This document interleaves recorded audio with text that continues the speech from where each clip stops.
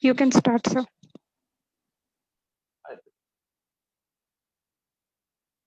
ಹಾಪ್ಕಾಮ್ಸ್ ಬಿಜಾಪುರ ಹಾಗೂ horticulture department ಬಿಜಾಪುರದಿಂದ ನಾನು ಭೀಮಸೇನ್ ಕೋಕ್ರೆ, ಹಾಪ್ಕಾಮ್ಸ್ ಬಿಜಾಪುರ ಹಾಗೂ ಕರ್ನಾಟಕ ಹಾರ್ಟಿಕಲ್ಚರ್ ಫೆಡರೇಷನ್ ಡೈರೆಕ್ಟರ್ ಆಗಿ ನನ್ನ ಎಲ್ಲ ಕರ್ನಾಟಕ ಹಾಗೂ ಮಹಾರಾಷ್ಟ್ರದ ರೈತ ಮಿತ್ರರಿಗೆ ಸ್ವಾಗತವನ್ನು ಬಯಸ್ತಾ ಇದ್ದೇನೆ. ಈ ಒಂದು ಕಾರ್ಯಕ್ರಮ ನಡೆಯಬೇಕಾದರೆ ನಮ್ಮ ಮುಖ್ಯವಾಗಿ ಪ್ರಕಾಶ್ ಕುಲಕರ್ಣಿ ಸರ್ ಸತತವಾಗಿ 15ರಿಂದ 20 ದಿನಗಳಿಂದ ನಮ್ಮ ಎಸ್ಪೆಷಲಿ ಕರ್ನಾಟಕ ರೈತರಿಗೆ ದ್ರಾಕ್ಷಿಯಲ್ಲಿ ಹಾಗೂ ದಾಳಂಬೆಯಲ್ಲಿ ಎಲ್ಲ ಹಾರ್ಟಿಕಲ್ಚರ್ ಕ್ರಾಪ್ದಲ್ಲಿ ಈ ಫರ್ಟಿಗೇಷನ್ ಬಗ್ಗೆ ಎಷ್ಟು ಮಹತ್ವ ಇದೆ ಅದರ ಬಗ್ಗೆ ಎಲ್ಲ ರೈತರಿಗೆ ತಿಳಿಸ್ಬೇಕು. ಅದರಲ್ಲಿ ಯಾವ ರೀತಿ ನ್ಯೂನ್ಯತೆಗಳಿದ್ದಾವೆ, ಯಾವ ರೀತಿ ತೊಂದರೆ ಬರ್ತಾ ಇದ್ದಾವೆ, ಮತ್ತೆ ಯಾವ ರೀತಿ ತಪ್ಪು ಪ್ರಾಕ್ಟೀಸ್ ಅನ್ನು ನಾವು ರೈತರು ಮಾಡ್ತಾ ಇದ್ದೀವಿ ಇಲ್ಲಿವರೆಗೆ, ಅದರಲ್ಲಿ ನಾವು ಯಾವ ರೀತಿ ದುಡ್ಡನ್ನ ಉಳಿಸಬಹುದು ಮತ್ತೆ ಹೆಚ್ಚಿನ ಒಳ್ಳೆಯ ಕ್ವಾಲಿಟಿಯನ್ನು ನಾವು ಮಾಡಬಹುದು ಅನ್ನೋದರ ಬಗ್ಗೆ ತಿಳಿಸಿ ಈ ಒಂದು ಕಾರ್ಯಕ್ರಮ ಮಾಡಲು ಪ್ರಕಾಶ್ ಕುಲಕರ್ಣಿ ಸರ್ ಬಹಳ ಶ್ರಮವನ್ನ ವಹಿಸಿದ್ದಾರೆ. ಅದರಂತೆ ನಮ್ಮ ಜಮಖಂಡಿ FBOದವರು ಈ ಒಂದು ಮೊದಲೇ ಕಾರ್ಯಕ್ರಮವನ್ನ ಮಾಡಿಕೊಂಡಿದ್ರು. ಅವರು ಆ ಒಂದು ಮರಾಠಿಯಲ್ಲಿ ಆ ಕಾರ್ಯಕ್ರಮ ಇರೋದ್ರಿಂದ ಅಜಿತ್ ತಿಂಗ್ಳೆ ಸಾಹೇಬರು ಕನ್ನಡ ಗೊತ್ತಿದ್ರು ಅವಾಗ ಸಾಕಷ್ಟು ಜನ ಹೊರಗಡೆ ರೈತರು ಇರೋದ್ರಿಂದ ಮರಾಠಿಯಲ್ಲಿ, ಹಿಂದಿಯಲ್ಲಿ ಸ್ವಲ್ಪ ಕನ್ನಡದಲ್ಲಿ ಮಾಡಿದ್ರು. ಆದರೆ ನಮ್ಮ ಕರ್ನಾಟಕದ ರೈತರು ಇವತ್ತ ಕನ್ನಡದಲ್ಲಿ ಈ ವಿಷಯ ಆಗಬೇಕು, ಬಹಳ ಇಂಪಾರ್ಟೆಂಟ್ ಇದೆ ಅಂತೇಳಿ ರಿಕ್ವೆಸ್ಟ್ ಮಾಡ್ಕೊಂಡ್ಮೇಲೆ ನಾವು ಹಾಪ್ಕಾಮ್ ಬಿಜಾಪುರದವರು ಹಾಗೂ ಹಾರ್ಟಿಕಲ್ಚರ್ ಡಿಪಾರ್ಟ್ಮೆಂಟ್ದವರು ಜೊತೆ ಕೂಡಿ ನಮ್ಮ ಅಜಿತ್ ತಿಂಗ್ಳೆ ಸರ್ಗೆ ರಿಕ್ವೆಸ್ಟ್ ಮಾಡ್ಕೊಂಡ ಮೇಲೆ ಅವರು ನಮಗೆ ಕರ್ನಾಟಕ ರೈತರಿಗೆ ಇನ್ನು, ಯಾಕಂದ್ರೆ ಅವರು ಕರ್ನಾಟಕದಲ್ಲಿನೂ ಧಾರವಾಡದಲ್ಲಿ ಅವರ ಎಜುಕೇಶನ್ ಮಾಡಿದ್ದಾರೆ, ಬಾಗಲಕೋಟೆಯಲ್ಲಿ ಓಡಾಡಿದ್ದಾರೆ. ಇಲ್ಲಿ ಕರ್ನಾಟಕದ ಎಸ್ಪೆಷಲಿ ನಾರ್ತ್ ಕರ್ನಾಟಕದ ಎಲ್ಲ ಸಾಯಿಲ್ ಬಗ್ಗೆ ಇದ್ರ ಬಗ್ಗೆ ಎಲ್ಲ ಗೊತ್ತು. ಅದಕ್ಕೆ ನಮ್ಮ ರೈತರಿಗೆ ಈಗ ದ್ರಾಕ್ಷಿ ಇರ್ಬೋದು, ಬೇರೆ ಎಲ್ಲ ಕ್ರಾಪ್ ಇರ್ಬೋದು, ಆ ಒಂದು ಕ್ರಾಪಿನಲ್ಲಿ ನಾವು ಯಾವ ರೀತಿ ಹೊರಗಡೆ ಪ್ರಾಕ್ಟೀಸ್ ಇದೆ, ನಮ್ಮದಿದೆ, ಅದರ ಬಗ್ಗೆ ಸಾಕಷ್ಟು ಓಡಾಡಿದ್ದಾರೆ. ನಮ್ಮ ರೈತರಿಗೆ ಇದರಿಂದ ಅನುಕೂಲ ಆಗತ್ತೆ ಅಂತ ಹೇಳಿ ಅವರ ಅಭಿಪ್ರಾಯ ಇತ್ತು. ಅದರಂತೆ ಅವರು ಲಕ್ಕಿಲಿ ಇವತ್ತು ಬಿಜಾಪುರದಲ್ಲಿ ನಿನ್ನೆಯಿಂದ ಇವತ್ತು ಬೆಳಗ್ಗೆ ಎಲ್ಲ ಲ್ಯಾಂಡ್ಗಳಿಗೆ ಓಡಾಡಿ ದ್ರಾಕ್ಷಿ, ದಾಳಂಬರಿ, ಬೇರೆ ಬೇರೆ ಕ್ರಾಪ್ಗಳನ್ನು ನೋಡಿ ಆಕ್ಚುಯಲ್ ಫೀಲ್ಡ್ನೊಳಗೆ ಬಂದು ನೋಡಿಕೊಂಡು ರೈತರಿಗೆ ಅದರ ಬಗ್ಗೆ ಸವಿಸ್ತಾರವಾಗಿ ಹೇಳಬೇಕಂತ ಹೇಳಿ ಅವರು ಉತ್ಸುಕತೆಯಿಂದ ಬಂದಿದ್ದಾರೆ. ಅದರ ಲಾಭವನ್ನ ನಮ್ಮ ಎಲ್ಲ ರೈತರು, ಒಂದೇ ಬೆಳೆ ಅಲ್ಲ, ಎಲ್ಲ ರೈತರು, ಕರ್ನಾಟಕದ ರೈತರು ಎಲ್ಲರೂ ಇದರ ಉಪಯೋಗವನ್ನ ಬಳಸ್ಕೊಳ್ಳೋಣ. ಮತ್ತೆ ಕಿಸಾನ್ ನೆಟ್ದವರು ನಮ್ಮ ರೈತರಿಗೆ ಬಹಳ ಅನುಕೂಲ ಮಾಡಿಕೊಡ್ತಾ ಇದ್ದಾರೆ. ಇದರಂತೆ ಮತ್ತೊಮ್ಮೆ ನಾನು ಹೆಚ್ಚಿಗೆ ಮಾತನಾಡದೆ ನನ್ನ ಸಮಯವನ್ನ ಅಜಿತ್ ತಿಂಗ್ಳೆ ಸಾಹೇಬರಿಗೆ ಹೆಚ್ಚಿಗೆ ಕೊಟ್ಟು ಈ ಒಂದು ವಿಷಯದಲ್ಲಿ ಎಲ್ಲ ರೈತರು ಹೆಚ್ಚಾಗಿ ಪ್ರಶ್ನೆಗಳನ್ನು ಕೇಳಬೇಕು, ಯಾರು ಹಿಂಜರಿಬಾರದು. ಯಾಕಂದ್ರೆ ಏನ್ ಪ್ರಶ್ನೆ ಅದಾವ ತಮ್ಮ ಹತ್ರ ಅದನ್ನ ಎಲ್ಲಾನು ಕೇಳಬೇಕು. ಈಗ ಕನ್ನಡದಲ್ಲಿಯೇ ಮಾಡಲು ಅವರು ಮುಂದೆ ಬಂದಿದ್ದಾರೆ. ಯಾಕಂದ್ರೆ ಮರಾಠಿಯಲ್ಲಿ, ಹಿಂದಿಯಲ್ಲಿ ಸಾಕಷ್ಟು ಆಗ್ತವೆ, ಇಂಗ್ಲಿಷ್ನಲ್ಲಿ ಅದನ್ನೆಲ್ಲಾನು ತಂದು ಕನ್ನಡದಲ್ಲಿ ನಮ್ಮ ಮನೆಯಲ್ಲಿಯೇ ಮುಟ್ಟುವಂತೆ ಈಗ ಲಕ್ಕಿಲಿ ಈ ವೆಬಿನಾರ್ಗಳು ನಡೀತಾ ಇದ್ದಾವೆ. ನಾವ್ ಎಲ್ಲಿ ಕುಂತಿರ್ತೀವಿ ಅಲ್ಲೇ ಇವೆಲ್ಲ ಬಂದ್ ಮುಡ್ತಾ ಇದ್ದಾವೆ. ನಾವು ಎಲ್ಲೆಲ್ಲೋ ದೂರ್ಗಡೆ ಹೋಗಿ ನೋಡ್ಬೇಕಾಗಿತ್ತು. ಇವತ್ತು ನಾವು ಇಲ್ಲೇ ನಮ್ಮ ಮನೆಯಲ್ಲೇ ಕುಂತು ನೋಡೋ ಸದಾವಕಾಶ ನಮಗೆ ಬಂದಿದೆ. ಇದರ ಉಪಯೋಗವನ್ನು ತಾವು ಎಲ್ಲ ರೈತ ಬಾಂಧವರು, ರೈತ ಮಿತ್ರರು ಪಡೆದುಕೊಳ್ಳಬೇಕಂತೇಳಿ ಮತ್ತೊಮ್ಮೆ ತಮ್ಮ ಎಲ್ಲ ರೈತರನ್ನ ನಾನು ಸ್ವಾಗತ ಬಯಸ್ತೇನೆ. ಜೈ ಹಿಂದ್.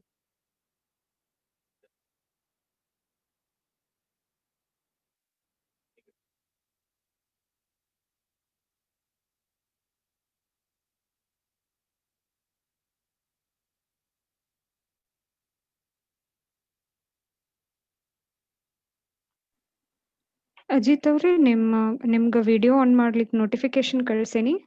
ವಿಡಿಯೋ ಆನ್ ಮಾಡ್ಬೋದಾ?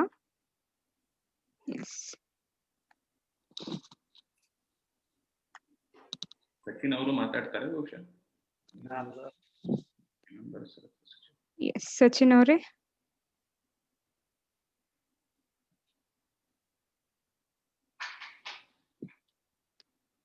ಸಚಿನ್ ಅವರೇ, ನಿಮ್ಗೆ ನೋಟಿಫಿಕೇಶನ್ ಕಳ್ಸೇನಿ.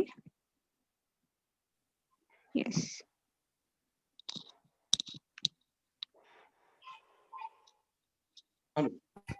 ನಮಸ್ಕಾರ ಮೇಡಮ್. ಡಿಡಿ ಅವರು ಟ್ರೈ ಮಾಡ್ತಾ ಇದಾರೆ ಮೇಡಮ್. ಅವರು ಜಾಯಿನ್ ಆಗಿದ್ರು ಅವಾಗ್ಲೇ. ಓಕೆ. ವಾಲ್ಯೂಮ್ ಪ್ರಾಬ್ಲಮ್ ಏನಿದೆ ಅಂತ ಅದಕ್ಕೆ ಅವರು ಸ್ವಲ್ಪ ಡಿಲೇ ಆಗ್ತಿದೆ. ಅವರೇ ಮಾತಾಡ್ತಾರಂತೆ. ಸಚಿನ್ ಹುಡುಗಿ ಪ್ಲೀಸ್ ಸ್ಟಾರ್ಟ್. ನೀವು ಸ್ಟಾರ್ಟ್ ಮಾಡ್ರಿ. ನೀವು ಸ್ಟಾರ್ಟ್ ಮಾಡ್ರಿ.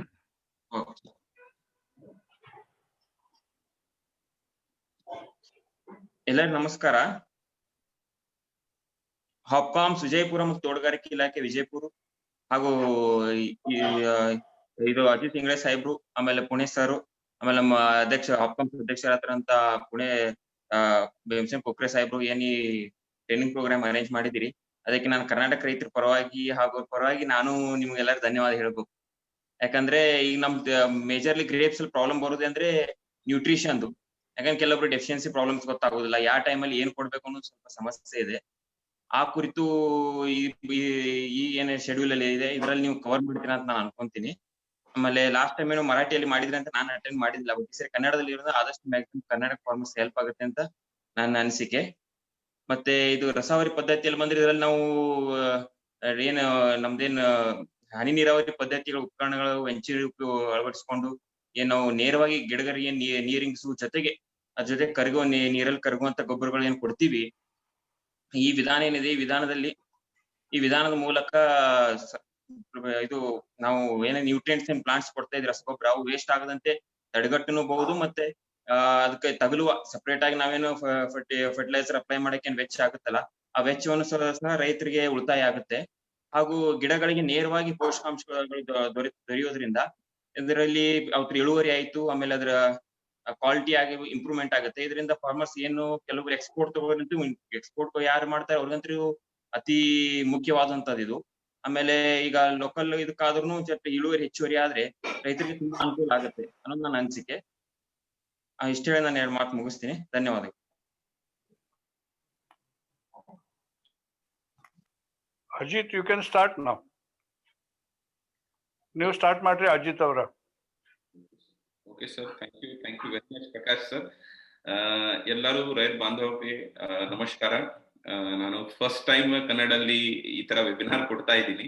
ಸೊ ಸ್ಟಾರ್ಟ್ ಮಾಡೋಕ್ಕಿಂತ ಮುಂಚೆ ನಾನು ಎಲ್ಲರಿಗೆ ಏನು ವರ್ಡ್ಸ್ ಅಲ್ಲಿ ತಪ್ಪಾಯ್ತು ಅಂದ್ರೆ ನನ್ಗೆ ಕ್ಷಮಿಸಿ ದಯವಿಟ್ಟು. ಯಾಕಂದ್ರೆ ಕನ್ನಡ ಬರೇ ಕಾಪಿ ಮಾಡ್ಕೊಂಡು ಅಥವಾ ಮಾತಾಡಿ ಲೇಬರ್ ಜೊತೆಗೆ ಮಾಡ್ಕೊಂಡು ರೈತ ಬಾಂಧವರ ಜೊತೆಗೆ ಮಾತಾಡ್ಕೊಂಡು ಸ್ವಲ್ಪ ಕನ್ನಡ ಅಲ್ಲಿ ಗ್ರಿಪ್ ಬಂದಿದೆ. ಬಟ್ ಗ್ರಾಮ್ಯಾಟಿಕಲ್ ಪ್ಯೂರ್ ನಂದು ಕನ್ನಡ ಇಲ್ಲ. ಸೊ ಅದಕ್ಕೋಸ್ಕರ ಸಪೋಸ್ ಏನಾದ್ರು ತಪ್ಪಾಯ್ತು ಅಂದ್ರೆ ದಯವಿಟ್ಟು ಕ್ಷಮಿಸಿ ಸರ್. ಸೊ ನಾನ್ ಅಜಿತ್ ಇಂಗ್ಳೆ ಅಂತ. ಮೊನ್ನೆ ನಮ್ದು ಜಮಖಂಡಿ ಫಾರ್ಮರ್ ಪ್ರೊಡ್ಯೂಸರ್ ಕಂಪನಿ ಅವರು ಒಬ್ರು ಒಂದು ಮರಾಠಿಯಲ್ಲಿ ಮತ್ತೆ ಹಿಂದಿಯಲ್ಲಿ ಒಂದು ಸೆಮಿನಾರ್ ಆರ್ಗನೈಸ್ ಮಾಡಿದ್ರು. ಅದು ಆಗಿದ್ಮೇಲೆ ಸುಮಾರು ಜನ ಹೇಳಿದ್ರು ಕನ್ನಡದಲ್ಲಿ ನೀವು ಮಾತಾಡಿ, ಮತ್ತೆ ಸುಮಾರು ಜನ ನಮ್ಗೆ ಗೊತ್ತಿರೋರು ಇದ್ದಾರೆ. ಸೊ ಅವ್ರಿಂದನು ಫೋನ್ ಬಂತು. ಸೊ ಪ್ರಕಾಶ್ ಕುಲಕರ್ಣಿ ಸರ್ಗೆನೂ ಫೋನ್ ಹೋಯ್ತು. ಆದ್ಮೇಲೆ ಒಂದ್ ಕನ್ನಡಲ್ಲಿ ಮಾಡೋಣ ಅಂತ ಕೊಕ್ರೆ ಸಾಹೇಬ್ರು ಒಂದು ಲೀಡ್ ತಗೊಂಡು ಅದು ಹಾಪ್ಕಾಮ್ಸ್ ವಿಜಯಪುರ ಈ ಸೆಮಿನಾರ್ ಆರ್ಗನೈಸ್ ಮಾಡೋದು ರೆಸ್ಪಾನ್ಸಿಬಿಲಿಟಿ ತಗೊಂಡು ಇವತ್ತು ನಮ್ದು ಸೆಮಿನಾರ್ ಆಗ್ತಿದೆ. ಸೊ ಈಗ ನೋಡ್ರಿ, ಫಸ್ಟ್ ಆಫ್ ಆಲ್ ಫರ್ಟಿಗೇಷನ್ ಇದು ನನ್ನ ವಿಷಯ. ಮತ್ತೆ ಇವತ್ತು ನಾನು ಮಾತಾಡ್ತಾ ಇರೋದು ಮೇಜರ್ ಅಂತ ಗ್ರೇಪ್, ಎಸ್ಪೆಷಲಿ ಬೇದಾಣೆ ಮಾಡೋರು ಫಾರ್ಮರ್ಗಳಿಗೆ ಫರ್ಟಿಗೇಷನ್ ಹೇಗೆ ಇರಬೇಕು ಅಥವಾ ಫರ್ಟಿಗೇಷನ್ ಅಂದ್ರೆ ಏನು. ಇವಾಗ ನಾನು ಸಿಂಪಲ್ ಸ್ಟಾರ್ಟ್ ಮಾಡ್ತೀನಿ. ನಾವು ದಿನ ಊಟ ಮಾಡ್ತೀವಿ ಮತ್ತೆ ಆ ಊಟದ ಮೇಲೆ ನಮ್ ಬಾಡಿ ಹೇಗಿರ್ಬೇಕು ಅಥವಾ ನಮ್ ಕ್ಯಾರೆಕ್ಟರ್ಸ್ ಹೇಗಿರ್ಬೇಕು, ನಮ್ ಫಿಟ್ನೆಸ್ ಹೇಗಿರ್ಬೇಕು, ಅದು ಎಲ್ಲ ಡಿಪೆಂಡ್ ಇದೆ. ಬಟ್ ಸಪೋಸ್ ನಾನು ಸರಿಯಾಗಿ ಊಟ ಮಾಡ್ಲಿಲ್ಲ ಅಂದ್ರೆ ಏನಾಗುತ್ತೆ, ನಂದು ಕ್ಯಾರೆಕ್ಟರ್ಸ್ ಅಷ್ಟೇ ಬರಲ್ಲ, ಸ್ಕಿನ್ ಶೈನಿಂಗ್ ಅಷ್ಟೇ ಬರಲ್ಲ. ಮತ್ತೆ ಏನ್ ಮಾಡ್ತೀವಿ ನಾವು ಬರೀ ಅದರ ಮೇಲೆ ಪೌಡರ್ಸ್ ಅಥವಾ ಏನೋ ಆರ್ಟಿಫಿಷಿಯಲ್ ಗ್ಲೋರಿಫೈಯಿಂಗ್ ಅಮೆಂಡ್ಮೆಂಟ್ಸ್ ನಾವು ಮಾಡ್ತೀವಿ.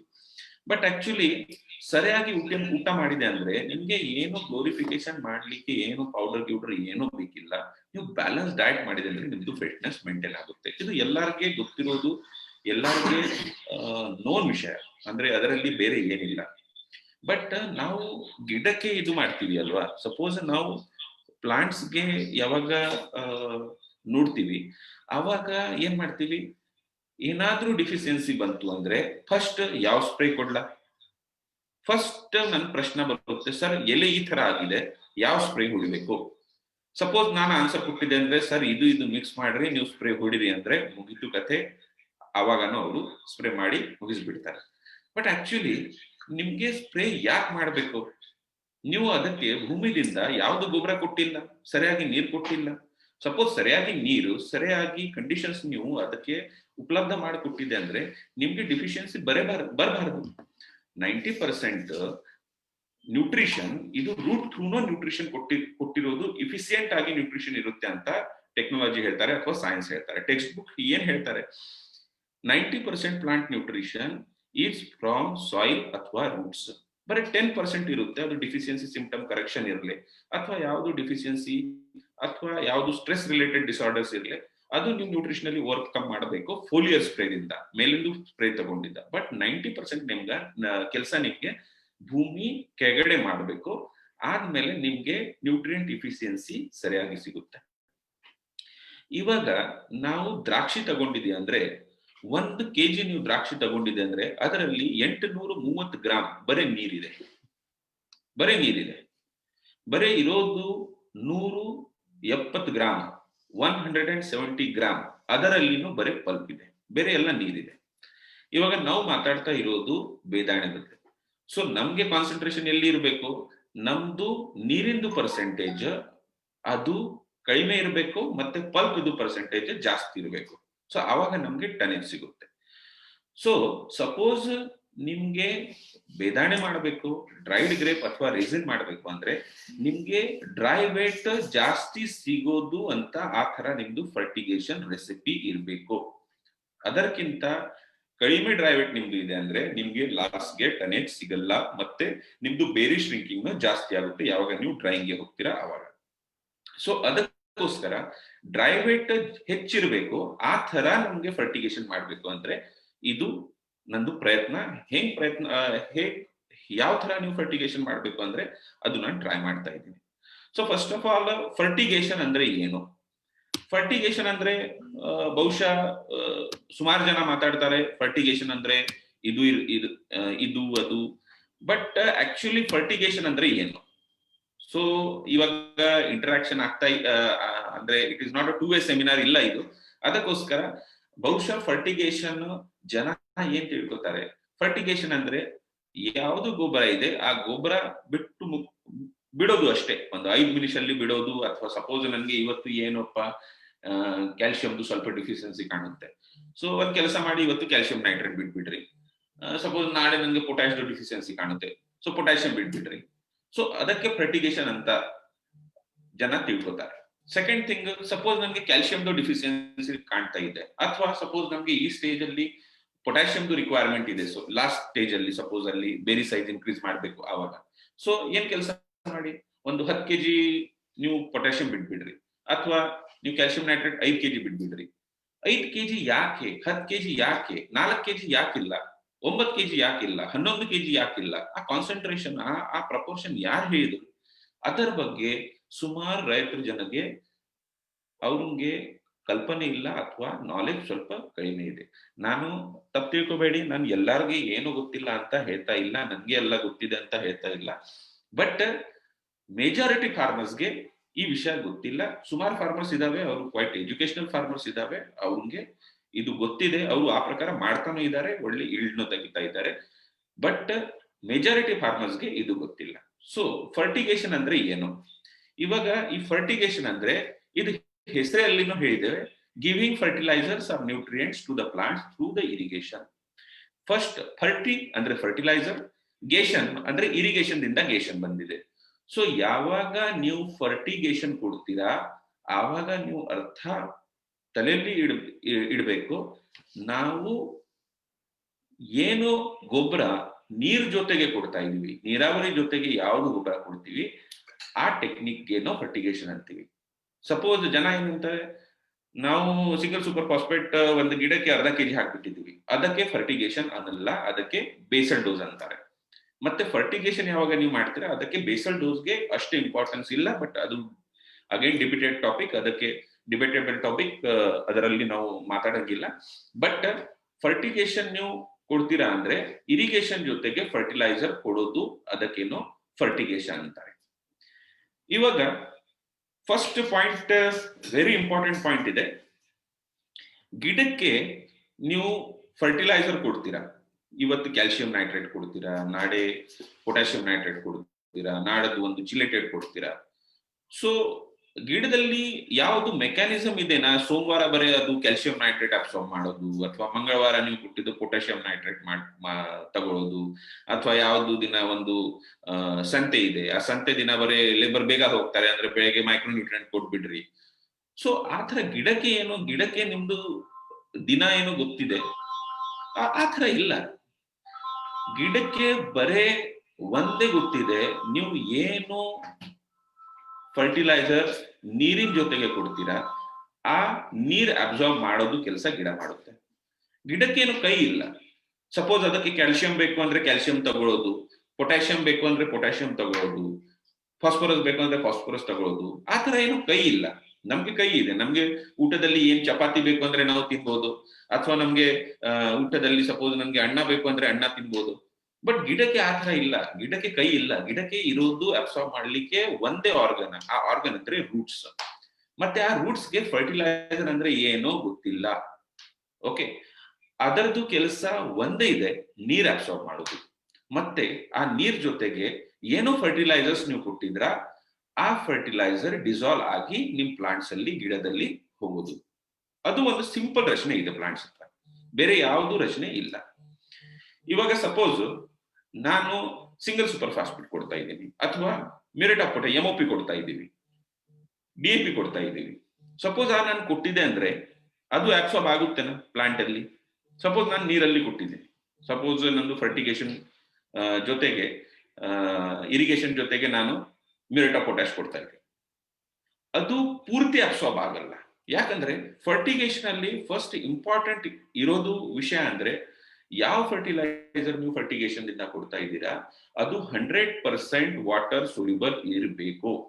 ಸಪೋಸ್ ನಿಮ್ದು ಫರ್ಟಿಲೈಸರ್ ವಾಟರ್ ಸೊಲ್ಯೂಬಲ್ ಇಲ್ಲ, ಅದು ನೀರಲ್ಲಿ ಮಿಕ್ಸಿಂಗೇ ಆಗಲ್ಲ, ಮತ್ತೆ ಅದು ಗಿಡಕ್ಕೆ ಹೆಂಗ್ ಹೋಗುತ್ತೆ, ಅದು ಮಣ್ಣಲ್ಲಿ ಹಾಗೆ ಬಿದ್ದ್ಬಿಡುತ್ತೆ, ಅದು ಅಬ್ಸಾರ್ಬ್ ಆಗಲ್ಲ. ಸೊ ಫಸ್ಟ್ ಆಫ್ ಆಲ್ ನಿಮ್ಗೆ ವೆರಿ ಇಂಪಾರ್ಟೆಂಟ್ ಏನಂದ್ರೆ, ನೀವು ಯಾವುದು ಫರ್ಟಿಲೈಸರ್ ಫರ್ಟಿಗೇಷನ್ ದಿಂದ ಕೊಡ್ತಾ ಇದ್ದೀರಾ ಅದು 100% ವಾಟರ್ ಸೊಲ್ಯೂಬಲ್ ಇರಬೇಕು. ಯಾವ ಫರ್ಟಿಲೈಸರ್ 100% ವಾಟರ್ ಸೊಲ್ಯೂಬಲ್ ಇಲ್ಲ ಅದು ಫರ್ಟಿಗೇಷನ್ ಅಲ್ಲಿ ಅಕ್ಸೆಪ್ಟೆಡ್ ಇಲ್ಲ, ಅದು ಫರ್ಟಿಗೇಷನ್ ಮುಖ ಕೊಡಬಾರದು. ಯಾಕಂದ್ರೆ ಅದು ಫುಲ್ಲಿ ಅಬ್ಸಾರ್ಬ್ ಆಗಲ್ಲ, ಮಣ್ಣಲ್ಲಿ ಹಾಗೆ ಬಿದ್ದ್ಬಿಡುತ್ತೆ ಅದು. ಓಕೆ, ಸೆಕೆಂಡ್ ಥಿಂಗ್, ಕೆಲವೊಂದು ಸುಮಾರು ಜನ ಇರ್ತಾರೆ ಫರ್ಟಿಗೇಷನ್ ಕೊಡ್ಬೇಕು ಅಂದ್ರೆ DAP ಮಿಕ್ಸ್ ಆಗಲ್ಲ. DAP actually it is citric acid soluble, ಅದು ವಾಟರ್ ಸೊಲ್ಯೂಬಲ್ ಇಲ್ಲ, 100% ಸೈಟ್ರಿಕ್ ಆಸಿಡ್ ಅಲ್ಲಿ ಸೊಲ್ಯೂಬಲ್ ಆಗುತ್ತೆ, ಬಟ್ ವಾಟರ್ ಅಲ್ಲಿ ಪಾರ್ಷಿಯಲಿ ಸೊಲ್ಯೂಬಲ್ ಇದೆ. ಸೊ ಜನ ಏನ್ ಮಾಡ್ತಾರೆ, ಫುಲ್ ನೈಟ್ ಅಲ್ಲಿ ಒಂದು DAP ಒಂದು ಟ್ಯಾಂಕ್ ಅಲ್ಲಿ ಇಡ್ತಾರೆ, ಮತ್ತೆ ಬೆಳಗ್ಗೆ ಅದು ಮೇಲೆ ಮೇಲೆಂದು ನೀರು ಫರ್ಟಿಗೇಷನ್ ದಿಂದ ಕೊಡ್ತಾರೆ. But that is also wrong concept. Suppose ನಿಮ್ಗೆ DAP ಕೊಡ್ಬೇಕು ಅಂದ್ರೆ DAP ಈಕ್ವಲ್ ನಿಮ್ಗೆ potassium sulphate of potash equal nutrient, almost similar nutrient content ಇದೆ. But potassium sulphate is 100% water soluble. So ನೀವು ಪೊಟ್ಯಾಷಿಯಂ ಸಲ್ಫೇಟ್ ನೀವು ಕೊಡ್ರಿ, DAP ಗೆ ಅದು ಅವಾಗ ರಿಪ್ಲೇಸ್ ಆಗ್ಬೋದು. So first of all fertigation ಅಂದ್ರೆ ಏನಂತ ನಾವು ತಿಳ್ಕೊಂಡಿದ್ದೀವಿ. ಮತ್ತೆ ಇರಿಗೇಷನ್ ಜೊತೆಗೆ ನೀವು ಫರ್ಟಿಲೈಸರ್ ಕೊಟ್ಟಿದ್ರ 100% ವಾಟರ್ ಸೊಲ್ಯೂಬಲ್ ಫರ್ಟಿಲೈಸರ್ ಯಾವಾಗ ಕೊಡ್ತೀರಾ ಅದಕ್ಕೇನು ಫರ್ಟಿಗೇಷನ್ ಅಂತೀರಾ. ಬೇರೆ ಯಾವ್ದು ಮೆಥಡಾಲಜಿಯಲ್ಲಿ ನೀವು ಫರ್ಟಿಲೈಸರ್ ಕೊಡ್ತಾ ಇದ್ದೀರಾ ಅದಕ್ಕೆ ಫರ್ಟಿಗೇಷನ್ ಅನ್ನಲ್ಲ. ಮತ್ತೆ ಫರ್ಟಿಗೇಷನ್ ಇದು ಒಂದೇ ತುಂಬಾ ಇಫಿಷಿಯಂಟ್ ವೇ ಆಫ್ ಫರ್ಟಿಲೈಸರ್ ನಿಮ್ ಗಿಡಕ್ಕೆ ಕೊಡೋದು. ಬೇರೆ ಡಿಫ್ರೆಂಟ್ ಮೆಥಡ್ಸ್ ಇದಾವೆ, ಅದರಿಂದ ಫರ್ಟಿಲೈಸರ್ ತುಂಬಾ ಲಾಸ್ ಆಗುತ್ತೆ. ಫರ್ಟಿಗೇಷನ್ ದಿಂದಾನು ಕರೆಕ್ಟ್ ಆಗಿ ನ್ಯೂಟ್ರಿಷನ್ ಅಪ್ಟೇಕ್ ಆಗುತ್ತೆ. ಅದಕ್ಕೆ ನಾವು ಅಂತೀವಿ ಇಫಿಷಿಯಂಟ್ ಮೆಥಡ್ ಆಫ್ ಫರ್ಟಿಲೈಸರ್.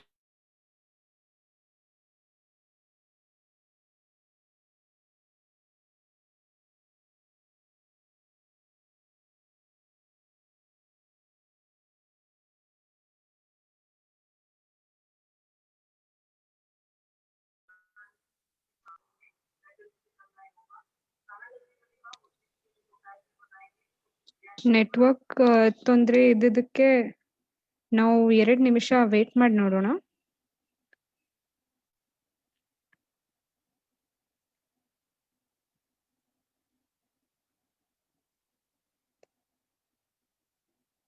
ಇಂಗ್ಳೆ ಅವರೇ,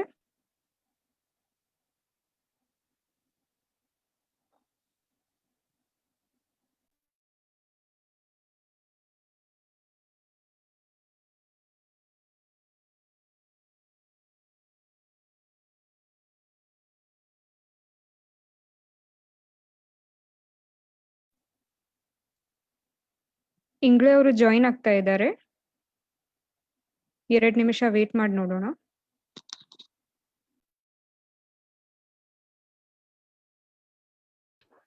Hello. Yes.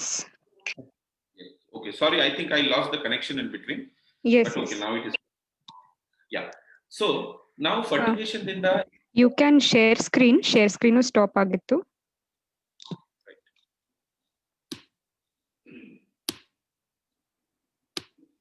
Okay. So important nutrients ಯಾವುದು ಅಂತ. ಸೊ ನಾವು ಭೂಮಿದಿಂದ ಯಾವ ನ್ಯೂಟ್ರಿಯೆಂಟ್ಸ್ ಕೊಡಬೇಕು, ಯಾವ ನ್ಯೂಟ್ರಿಯೆಂಟ್ಸ್ ಕೊಡಬಾರದು, ಅದಕ್ಕೋಸ್ಕರ ಎಷ್ಟು ನ್ಯೂಟ್ರಿಯೆಂಟ್ಸ್ ಪ್ಲಾಂಟ್ಸ್ ಗೆ ಬೇಕಾಗಿರುತ್ತೆ ಅದು ಒಂದು ಅರ್ಥ ಮಾಡೋಣ. So first of all plants ಗೆ ಇಂಪಾರ್ಟೆಂಟ್ ಇರೋದು 3 ನ್ಯೂಟ್ರಿಯೆಂಟ್ಸ್ ಇದೆ: ಕಾರ್ಬನ್, ಹೈಡ್ರೋಜನ್ ಮತ್ತೆ ಆಕ್ಸಿಜನ್. ಓಕೆ, ಈ 3 ನ್ಯೂಟ್ರಿಯೆಂಟ್ಸ್ ಇದೆ ಅಲ್ವಾ, ಈ ಪ್ಲಾಂಟ್ ಗೆ ಫ್ರೀ ಆಗಿ ಸಿಗುತ್ತೆ. ಅದು ನೀವು ಕೊಡಬೇಕಾಗಿಲ್ಲ. ಸಪೋಸ್ ನಿಮ್ಗೆ ಕಾರ್ಬನ್, ಹೈಡ್ರೋಜನ್, ಆಕ್ಸಿಜನ್ ಇದು ಕೊಡ್ಬೇಕಾಗಿತ್ತು ಅಂದ್ರೆ ಐ ಥಿಂಕ್ ನಮ್ದು fertigation cost it would have gone to the heaven. So ಅಷ್ಟು ತುಂಬಾ ಕಾಸ್ಟಿಂಗ್ ಆಗ್ತಿತ್ತು. ಬಟ್ ಇದು ನಿಸರ್ಗ, ಇದು ದೇವರು ಮಾಡೋರು ಎಲ್ಲ.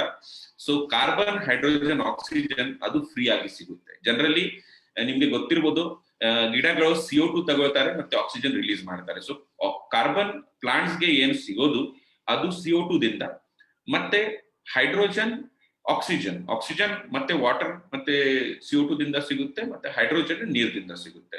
ಸೊ ಈ 3 ಎಲಿಮೆಂಟ್ ನಿಮ್ಗೆ ಕೊಡ್ಲಿಕ್ಕೆ ಬೇಕಾಗಿಲ್ಲ. ಸೊ ಇದು 3 ಬೇಸಿಕ್ ನ್ಯೂಟ್ರಿಯೆಂಟ್ ಅಂತೀವಿ. ನೆಕ್ಸ್ಟ್ ಥಿಂಗ್ ನಮ್ಗೆ ಬೇಕಾಗಿರೋದು NPK. ಸೊ ಇದು ಮೇಜರ್ ನ್ಯೂಟ್ರಿಯೆಂಟ್ಸ್ ಇದಾವೆ, ಪ್ರೈಮರಿ ನ್ಯೂಟ್ರಿಯೆಂಟ್ಸ್ ಅಂತಾರೆ ಇದಕ್ಕೆ. So NPK that is nitrogen, phosphorus ಮತ್ತೆ ಪೊಟ್ಯಾಷಿಯಂ, ಇದು ಪ್ರೈಮರಿ ನ್ಯೂಟ್ರಿಯೆಂಟ್ಸ್ ಇದೆ. ಇದು ಎಲ್ಲಕ್ಕಿಂತ ಜಾಸ್ತಿ ಬೇಕಾಗಿರೋದು ನ್ಯೂಟ್ರಿಯೆಂಟ್ಸ್. ಇನ್ ಜನರಲ್ ದ್ರಾಕ್ಷಿ ಗಿಡದಲ್ಲಿ ನೋಡಿದೆ ಅಂದ್ರೆ 1 kg ದ್ರಾಕ್ಷಿ ಉತ್ಪಾದನೆ ಮಾಡ್ಲಿಕ್ಕೆ, ಅಥವಾ ನಾನು ಈಸಿ ಆಗಿ ತಗೊಳ್ತೀನಿ, ಅಂದಾಜು 1 ಟನ್ ದ್ರಾಕ್ಷಿ ಉತ್ಪಾದನೆ ಸಪೋಸ್ ನಿಮ್ಗೆ ಮಾಡ್ಬೇಕು ಅಂದ್ರೆ ಅಂದಾಜು ಅರೌಂಡ್ 2.5%, ಅಂದ್ರೆ ಕ್ಲೋಸ್ ಟು 25 kg ನೈಟ್ರೋಜನ್ ನಿಮ್ಗೆ ಬೇಕಾಗುತ್ತೆ. ಮತ್ತೆ ಫಾಸ್ಫರಸ್, ಸಪೋಸ್ ನಿಮ್ಗೆ 1 ಟನ್ ದ್ರಾಕ್ಷಿ ಉತ್ಪಾದನೆ ಮಾಡಬೇಕು ಅಂದ್ರೆ ಒಂದು 5.6 kg ಅಷ್ಟೇ ಫಾಸ್ಫರಸ್ ಬೇಕಾಗುತ್ತೆ. ಮತ್ತೆ ಮೂರನೇ ಇರೋದು ಪೊಟ್ಯಾಷಿಯಂ. ಸೊ ಆಲ್ಮೋಸ್ಟ್ 1 kg ದ್ರಾಕ್ಷಿ ಉತ್ಪಾದನೆ ಮಾಡಬೇಕು ಅಂದ್ರೆ 40 kg ನಿಮ್ಗೆ ಪೊಟ್ಯಾಷಿಯಂ ಬೇಕಾಗುತ್ತೆ. ಇದು ಹೇಳ್ತಿರೋದು ನಾನು ಬ್ರಾಡರ್ ಟರ್ಮ್. ಓಕೆ, ಇವಾಗ 10 ಟನ್ ಅಂದ್ರೆ ಸಪೋಸ್ ನಾನು ಹೇಳಿದೆ ನಿಮ್ಗೆ ನೈಟ್ರೋಜನ್ ನಿಮ್ಗೆ 25 kg ಬೇಕಾಗುತ್ತೆ. 10 ಟನ್ ಉತ್ಪಾದನೆ ಮಾಡಬೇಕು ಅಂದ್ರೆ 250 kg ಆಗುತ್ತೆ. ಸಪೋಸ್ ಜನರ ಇಲ್ಲೇ ಅಂದಾಜು ಐ ಥಿಂಕ್ ಬೇದಾಣಿ ಮಾಡೋರು ಫ್ರೆಶ್ ಗ್ರೇಪ್ ಹಾರ್ವೆಸ್ಟ್ ಮಾಡೋದು ಒಂದು ಅಂದಾಜು 300 ಗ್ರಾಮ್ ಒಂದು ಬಂಚ್, ಅರೌಂಡ್ 60 ಬಂಚಸ್ ಇಡ್ತಾರೆ ಪ್ರತಿ ಪ್ಲಾಂಟಿಗೆ. ಸೊ ಅಂದಾಜು ನೀವು ಹಿಡ್ಕೊಳ್ಳಿ ಕ್ಲೋಸ್ ಟು 25 ಟನ್ ವೇಟ್ ಬರುತ್ತೆ 20 ಟನ್. ಸೊ 20 ಟನ್ ಅಂದ್ರೆ 500 kg ನೈಟ್ರೋಜನ್ ಬೇಕಾಗುತ್ತೆ. ಸೊ 500 kg ನೈಟ್ರೋಜನ್ ಸಪೋಸ್ ಯೂರಿಯಾದಿಂದ ಕೊಡಬೇಕು ಅಂದ್ರೆ 1 ಟನ್ ಯೂರಿಯಾ ಕೊಡಬೇಕು ನಿಮ್ಗೆ. ಸೊ ಅದು ಅರ್ಥ ಆಗಲ್ಲ. ಓಕೆ, ಬಟ್ ಕ್ಯಾಲ್ಕುಲೇಷನ್ ಇದೇ ತರ ಇರುತ್ತೆ. ಗೊಬ್ಬರ ಎಷ್ಟು ಕೊಡ್ಬೇಕು ಅದು ಎಂಡ್ಗೆ ನಾವು ಹೇಳ್ತೀವಿ, ಬಟ್ ಫಸ್ಟ್ ಎಷ್ಟು ಬೇಕಾಗುತ್ತೆ ಅದು ತಿಳ್ಕೊಳ್ಳೋಣ. ಸೊ ಸಪೋಸ್ ಈ ಲೆಕ್ಕ ಮಾಡಿದೆ ಅಂದ್ರೆ 2.5% ನೈಟ್ರೋಜನ್ ನಿಮ್ಗೆ ಬೇಕಾಗುತ್ತೆ ಅಂದ್ರೆ 1 ಟನ್ಗೆ 25 kg, 10 ಟನ್ಗೆ 250 kg, ಮತ್ತೆ 20 ಟನ್ಸ್ ಉತ್ಪಾದನೆ ಮಾಡಬೇಕು ಅಂದ್ರೆ 1000 kg ನಿಮ್ಗೆ 500 kg ನಿಮ್ಗೆ ಬರೇ ನೈಟ್ರೋಜನ್ ಬೇಕಾಗುತ್ತೆ.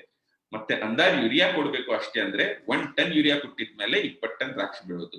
ಬಟ್ ಎಲ್ಲಿ ಮೈನಸ್ ಮಾಡ್ಬೇಕು ಅದು ಆಮೇಲೆ ಹೇಳೋಣ. ಬಟ್ ಒಂದ್ ತಿಳ್ಕೋರಿ, 1 ಟನ್ ದ್ರಾಕ್ಷಿ ಉತ್ಪಾದನೆ ಮಾಡ್ಲಿಕ್ಕೆ 22.5%, ದಟ್ ಮೀನ್ಸ್ 25 kg, 25 kg ನಿಮ್ಗೆ ನೈಟ್ರೋಜನ್ ಬೇಕಾಗುತ್ತೆ. ಓಕೆ, ಆ ತರ. ಸೊ ಇದು ಪ್ರೈಮರಿ ನ್ಯೂಟ್ರಿಯೆಂಟ್ಸ್ ಇದಾವೆ. Coming to next secondary nutrients, calcium, magnesium ಮತ್ತೆ ಸಲ್ಫರ್. ಇವಾಗ ಇದು ಸೆಕೆಂಡರಿ ನ್ಯೂಟ್ರಿಯೆಂಟ್ಸ್ ಇದೆ. ಮತ್ತೆ very important in terms of grape production. Grape production ಅಲ್ಲಿ ತುಂಬಾ ಇಂಪಾರ್ಟೆಂಟ್ ಕೆಲಸ ಇದೆ ಕ್ಯಾಲ್ಸಿಯಂ ಮತ್ತೆ ಮ್ಯಾಗ್ನೀಷಿಯಂದು.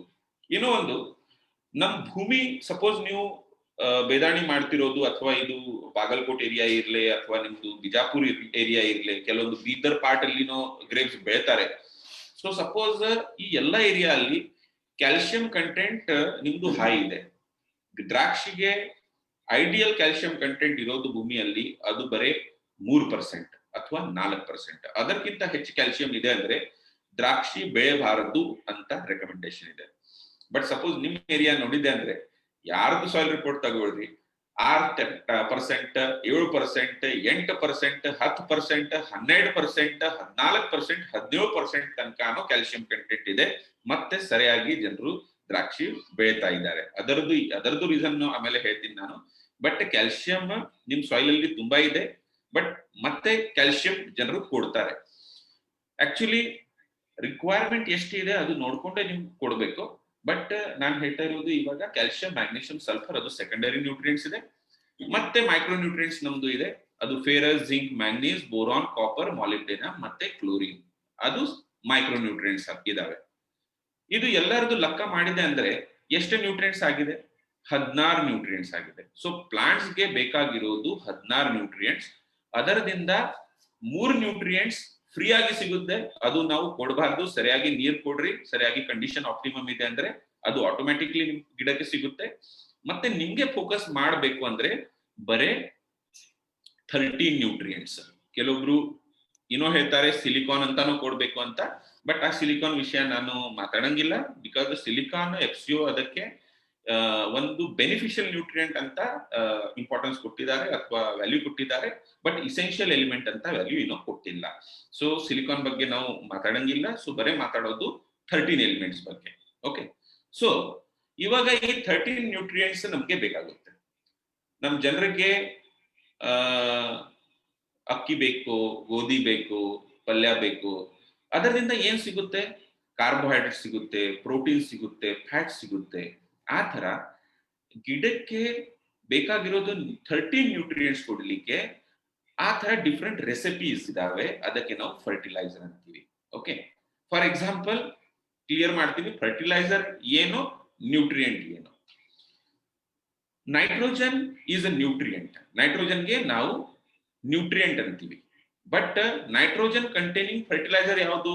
ಯೂರಿಯಾ ಇರ್ಲಿ, ನಿಮ್ದು ಅಮೋನಿಯಂ ಸಲ್ಫೇಟ್ ಇರ್ಲಿ, ಕ್ಯಾಲ್ಸಿಯಂ ನೈಟ್ರೇಟ್ ಇರ್ಲಿ ಅಥವಾ ಪೊಟ್ಯಾಷಿಯಂ ನೈಟ್ರೇಟ್ ಇರ್ಲಿ, ಇದರಲ್ಲಿ ನೈಟ್ರೋಜನ್ ಇದೆ. ಅದಕ್ಕೆ ಆ ರೆಸಿಪಿಗೆ ನಾವು ಫರ್ಟಿಲೈಸರ್ ಅಂತೀವಿ. ಸೊ ನೈಟ್ರೋಜನ್, ಯಾವ ಫರ್ಟಿಲೈಸರ್ ಅಲ್ಲಿ ನೈಟ್ರೋಜನ್ ಇದೆ ಅದಕ್ಕೆ ನಾವು ನೈಟ್ರೇಟ್ ಫರ್ಟಿಲೈಸರ್ ಅಥವಾ ನೈಟ್ರೋಜನಸ್ ಫರ್ಟಿಲೈಸರ್ ಅಂತೀವಿ. ಯಾವ್ದ್ರಲ್ಲಿ ಫಾಸ್ಫರಸ್ ಇದೆ ಅದಕ್ಕೆ ನಾವು ಫಾಸ್ಫಾಟಿಕ್ ಫರ್ಟಿಲೈಸರ್ಸ್ ಅಂತೀವಿ. ಅಥವಾ ಎದರಲ್ಲಿ ಪೊಟ್ಯಾಷಿಯಂ ಇದೆ ಅದಕ್ಕೆ ನಾವು ಪೊಟ್ಯಾಸಿಕ್ ಫರ್ಟಿಲೈಸರ್ ಅಂತೀವಿ. ಸೊ ಫರ್ಟಿಲೈಸರ್ ಬೇರೆ ಮತ್ತೆ ನ್ಯೂಟ್ರಿಯೆಂಟ್ ಬೇರೆ. ಬಿಕಾಸ್ ಇದು ಇಂಪಾರ್ಟೆಂಟ್ ಯಾಕಿದೆ ಅಂದ್ರೆ ಎಂಡ್ ಅಲ್ಲಿ ನಮ್ಗೆ ನಮ್ ಕ್ಯಾಲ್ಕುಲೇಷನ್ ಅಲ್ಲಿ ಎಂಡ್ ಅಲ್ಲಿ ಸಿಗೋದು ಎಷ್ಟು ನೈಟ್ರೋಜನ್ ಕೊಡ್ಬೇಕು ಅಂತ. ಬಟ್ ಸಪೋಸ್ ನೈಟ್ರೋಜನ್ ನೀವು ಕೊಡ್ತಾ ಇರೋದು ಗೊಬ್ಬರದ ಸ್ವರೂಪ. ಸೊ ಎಷ್ಟು ಗೊಬ್ಬರ ನಿಮ್ಗೆ ಕ್ಯಾಲ್ಕುಲೇಟ್ ಮಾಡ್ಬೇಕು ಅಂತ, ಅದಕ್ಕೋಸ್ಕರ ಗೊಬ್ಬರ ಯಾವುದು ಮತ್ತೆ ನ್ಯೂಟ್ರಿಯೆಂಟ್ ಯಾವುದು ಅದು ಕ್ಲಾರಿಫೈ ಆಗ್ಬೇಕು. ಸೊ ಕಮರ್ಷಿಯಲಿ ನಾವು ನ್ಯೂಟ್ರಿಯೆಂಟ್ ಅಪ್ಲೈ ಯಾವ ತರ ಮಾಡ್ತೀವಿ ಅದರಲ್ಲಿ ಬೇರೆ ಬೇರೆ ಮೆಥಡ್ಸ್ ಇದಾವೆ. ಇವಾಗ ಬೇರೆ ಬೇರೆ ಮೆಥಡ್ಸ್ ಯಾವುದು ಅಂತ ನಿಮ್ಗೆ ಗೊತ್ತಿದೆ. ದ ಬೇಸಿಕ್ ಮೆಥಡ್ ಗೊಬ್ಬರ ಕೊಡೋದು ಅಂದ್ರೆ ನೀರ್ ಸ್ಟಾರ್ಟ್ ಮಾಡ್ರಿ. ನೀರ್ ಸ್ಟಾರ್ಟ್ ಮಾಡಿದ್ಮೇಲೆ ಒಂದು ಪೂರ್ತಿ ನೀರ್ ಸಪೋಸ್ ನಿಮ್ದು 2 ತಾಸು ಇದೆ, 3 ತಾಸು ಇದೆ, ಅಥವಾ ಕೆಲವೊಬ್ರು ದಿನ 1 ತಾಸು ಕೊಡ್ತಾರೆ. ಅದು ನೀರ್ ಹೋಗ್ಲೆ ಆದ್ಮೇಲೆ ಲಾಸ್ಟ್ಗೆ 5 ನಿಮಿಷಲ್ಲಿ ಗೊಬ್ಬರ ಬಿಡ್ರಿ. ಆದ್ಮೇಲೆ ಇನ್ನೂ 5 ನಿಮಿಷ ನೀರ್ ಕೊಡ್ರಿ, ಮುಗೀತು ಕೆಲಸ. ಗೊಬ್ಬರ ಕೊಟ್ಟಾಯ್ತು. ಗಿಡಕ್ಕೆ ತಗೋಬೇಕು ಅಂದ್ರೆ ತಗೋರಿ, ಇಲ್ಲ ಅಂದ್ರೆ ತಗೋಬೇಡ್ರಿ, ನಮ್ದು ಕೆಲಸ ಮುಗ್ದಾಯ್ತು. ಸೊ ಜನರಲಿ ನಾವು ಈ ತರ ಫರ್ಟಿಲೈಸರ್ ಕೊಡ್ತೀವಿ. ಅದರಲ್ಲಿ ಬೇರೆ ಬೇರೆ ಮೆಥಡ್ಸ್ ಇದಾವೆ. ಬೇರೆ ಬೇರೆ ಮೆಥಡ್ಸ್ ಅಂದ್ರೆ ಫಸ್ಟ್ ಮೆಥಡ್ ಯಾವುದು? ಜನರಲಿ ವೆಂಚುರಿ ಯೂಸ್ ಮಾಡ್ತಾರೆ ಜನ. ಸಾದಾ ವೆಂಚುರಿ ಒಂದು ಹಾಕ್ತಾರೆ, 2 ಇಂಚಿ ವೆಂಚುರಿ ಹಾಕ್ತಾರೆ. ವೆಂಚುರಿ ಮಧ್ಯದಲ್ಲಿ ಒಂದು ಕಾಕ್ ಇರುತ್ತೆ. ಆ ಕಾಕ್ ಅರ್ಧ ಬಂದ್ ಮಾಡ್ತಾರೆ. ಅರ್ಧ ಬಂದ್ ಮಾಡಿದ್ಮೇಲೆ ಆ ಗೊಬ್ಬರ ಎಲ್ಲ ಜಗ್ ಬಿಡುತ್ತೆ ವೆಂಚುರಿದಿಂದ. 5 ನಿಮಿಷಲ್ಲಿ ಆ ಗೊಬ್ಬರ ಪಾಸ್ ಆಗುತ್ತೆ. ಆದ್ಮೇಲೆ ನೀರ್ ಬಿಟ್ಟು ಸ್ಟಾಪ್ ಮಾಡ್ತಾರೆ. ಇನ್ನೊಂದು ಏನ್ ಟೆಕ್ನಿಕ್ ಇದೆ ಅಂದ್ರೆ ಪಿಸ್ಟನ್ ಯೂಸ್ ಮಾಡ್ತಾರೆ. ಕೆಲವೊಬ್ರು ಸ್ವಲ್ಪ ಒಂದ್ ಸ್ಟೆಪ್ ಅಹೆಡ್ ಹೋಗ್ತಾರೆ. ಪಿಸ್ಟನ್ ಯೂಸ್ ಮಾಡ್ತಾರೆ. ಪಿಸ್ಟನ್ ಪಂಪ್ ದಿಂದ ಗೊಬ್ಬರ ಬಿಡ್ತಾರೆ. ಆದ್ಮೇಲೆ ನಿಮ್ದು ಟ್ರ್ಯಾಕ್ಟರ್ ಸ್ಪ್ರೇಯರ್ ಇರುತ್ತೆ, ಅದರದಿಂದಾನು ನೀವು ಗೊಬ್ಬರ ಬಿಡ್ತೀರಾ. ಮತ್ತೆ ಈಸಿಯೆಸ್ಟ್ ವೇ ಇನ್ನೂ ಇದೆ. ಒಂದು ಫುಟ್ಬಾಲ್ ಇರುತ್ತೆ ಅಲ್ವಾ ನಮ್ಮ ಬಾವಿದು, ಆ ಫುಟ್ಬಾಲ್ ಹತ್ರ ಒಂದು ಟ್ಯೂಬ್ ತಗೊಂಡು ಹೋಗ್ತಾರೆ. ಆ ಟ್ಯೂಬ್ ನಿಮ್ ಗೊಬ್ಬರದ ಡ್ರಮ್ ಅಲ್ಲಿ ಹಾಕ್ತಾರೆ. ಆದ್ಮೇಲೆ ಅದನ್ನು ಆಟೋಮ್ಯಾಟಿಕ್ಲಿ ಗೊಬ್ಬರ ಜಗುತ್ತೆ. ಬಟ್ ಇದಕ್ಕೆ ಫರ್ಟಿಗೇಷನ್ ಅನ್ನಲ್ಲ. ಯಾಕಂದ್ರೆ ನೀವು ನೋಡ್ರಿ, ನೀವು ಎಲ್ಲರಲ್ಲಿ ಫಾರ್ಮರ್ ಮಲ್ಟಿ ಡಿಸಿಪ್ಲಿನರಿ ಸೈಂಟಿಸ್ಟ್ ಅಂತಾರೆ. ಫಾರ್ಮರ್ಗೆ ಸ್ಟಾರ್ಟರ್ ಎಷ್ಟು ಎಂಪಿಯರ್ದು ಬೇಕು ಅದನ್ನು ಗೊತ್ತಿರ್ಬೇಕು, ರಿಲೇ ಎಷ್ಟು ಹಾಕ್ಬೇಕು ಅದನ್ನು ಗೊತ್ತಿರ್ಬೇಕು. ಆದ್ಮೇಲೆ ನಿಮ್ದು ಪಿಟಿಒ ಶಾಪ್ದು RPM ಎಷ್ಟು ಇದೆ ಅದನ್ನು ಗೊತ್ತಿರ್ಬೋದು.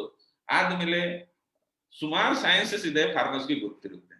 ಓಕೆ, ಸೊ ಸ್ವಲ್ಪ ಕೆಮಿಸ್ಟ್ರಿನ ಇವಾಗ ತಿಳ್ಬೇಕು, ಅಥವಾ ಸ್ವಲ್ಪ ಕೆಮಿಸ್ಟ್ರಿಯಲ್ಲಿನ ನೀವು ತಲೆ ಹಾಕ್ಬೇಕು ಪರ್ಫೆಕ್ಟ್ ಫರ್ಟಿಗೇಷನ್ ಮಾಡ್ಲಿಕ್ಕೆ. ನೀವು ಸಪೋಸ್ 5 ನಿಮಿಷಲ್ಲಿ ಗೊಬ್ಬರ ಬಿಡ್ತೀರಾ ಅಂದ್ರೆ ಅದಕ್ಕೆ ಫರ್ಟಿಗೇಷನ್ ಅನ್ನಲ್ಲ. ಯಾಕಂದ್ರೆ ನೀವು ಸಪೋಸ್ ಒಂದು ಆಂಗಲ್ ತಗೋಬೇಕು ನಿಮ್ ದ್ರಾಕ್ಷಿಗೆ. ಸೊ ಆಂಗಲ್ ತಗೋಬೇಕು ಅಂದ್ರೆ ಎಷ್ಟು ರಿಸರ್ಚ್ ಮಾಡ್ತೀರಾ, ಹೋಗ್ತೀರಾ, ವೇಟ್ ಎಷ್ಟು, 1 ಮೀಟರ್ ಲೆಂತ್ ಗೆ ಎಷ್ಟು ವಜನ್ ಬರುತ್ತೆ, ಥಿಕ್ನೆಸ್ ಎಷ್ಟು.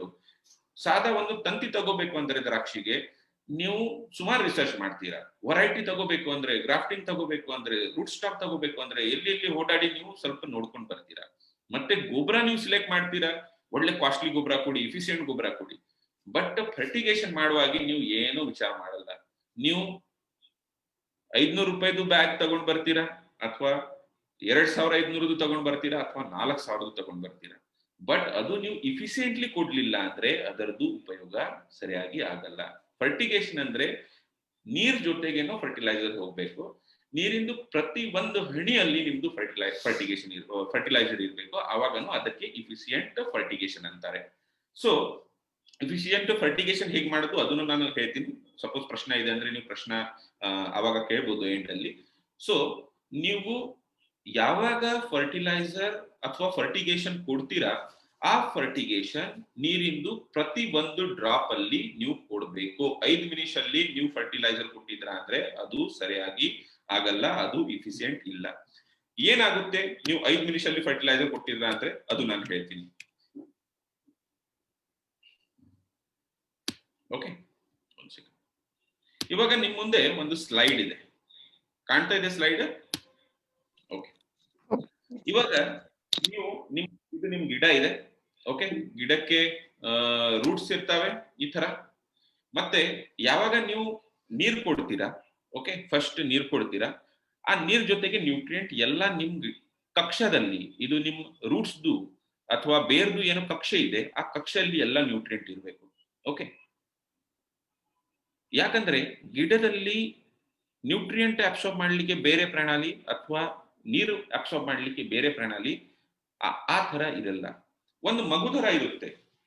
ಓಕೆ, ಒಂದು ಮಗುದರ ಒಂದು ಗಿಡ ಇರುತ್ತೆ. ಅದಕ್ಕೆ ಇದರಲ್ಲಿ ಒಂದು ಹಾಲು ಕುಡಿದಿದ್ದೆ ಅಂದ್ರೆ ಅದರಲ್ಲಿ ಪ್ರೋಟೀನ್ಸ್ ಇದೆ, ಮಿನರಲ್ಸ್ ಇದೆ, ಏನೋ ಗೊತ್ತಿಲ್ಲ, ಬರೀ ಹಾಲು ಕುಡಿಬೇಕು ಅಷ್ಟೇ ಗೊತ್ತಿದೆ. ಆ ಹಾಲಲ್ಲಿ ಎಷ್ಟು ಜಾಸ್ತಿ ಪ್ರೋಟೀನ್ಸ್, ಎಷ್ಟು ಕ್ವಾಲಿಟಿ ಹಾಲಿದೆ ಅಂದ್ರೆ ಅದು ಗಿಡಕ್ಕೆ ಆ ಮಗುಗೆ ಉಪಯುಕ್ತ ಆಗುತ್ತೆ. ಆ ತರಾನು ಗಿಡದ್ದು ಇದೆ. ನೀವು ನೀರು ಕೊಡ್ತೀರಾ, ನೀರ್ದು ಕ್ವಾಲಿಟಿ ಚಲೋ ಇರ್ಬೇಕು, ಮತ್ತೆ ಜೊತೆಗೆ ಎಷ್ಟು ಇಫಿಷಿಯಂಟ್ ಆಗಿ ನ್ಯೂಟ್ರಿಷನ್ ಅದರಲ್ಲಿ ಕೊಟ್ಟಿದ್ರ ಅದನ್ನು ನಿಮ್ ಬೆಳೆಗೆ ಅಥವಾ ನಿಮ್ಮ ದ್ರಾಕ್ಷಿಗೆ ಉಪಯುಕ್ತ ಆಗುತ್ತೆ. ಸೊ ಈ ತರ ನಮ್ಗೆ ಬೇಕು. ನಾವು ಏನ್ ಮಾಡ್ತೀವಿ,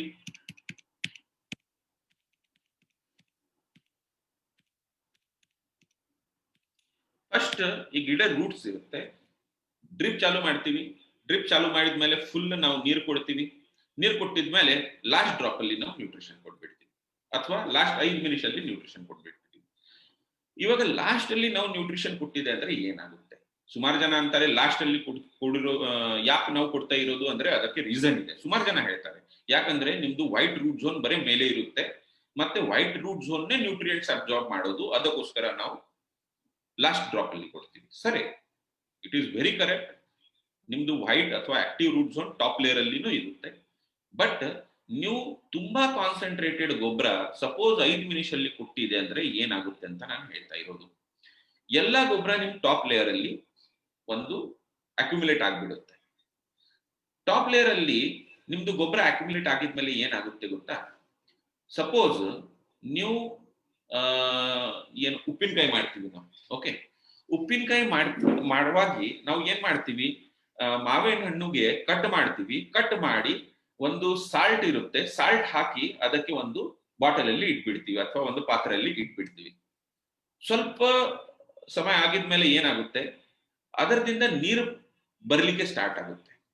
ಇದು ನೋಡಿದ್ರೆ ಬಹುಶಃ ಎಲ್ಲರಿಗೂ ಈ ಫೆನೋಮೆನನ್ ಗೊತ್ತಿದೆ. ಸಪೋಸ್ ನಾವು ಮಾವಿನ ಹಣ್ಣು ಒಂದು ನೀರಲ್ಲಿ ಉಪ್ಪಲ್ಲಿ ಹಾಕಿದೆ ಅಂದ್ರೆ ನೀರ್ ಬರ್ಲಿಕ್ಕೆ ಸ್ಟಾರ್ಟ್ ಆಗುತ್ತೆ. ಅದಕ್ಕೆ ನೀರು ಏನಂತಾರೆ, ಸೋರುತ್ತೆ, ನೀರ್ ಬರುತ್ತಲ್ಲ.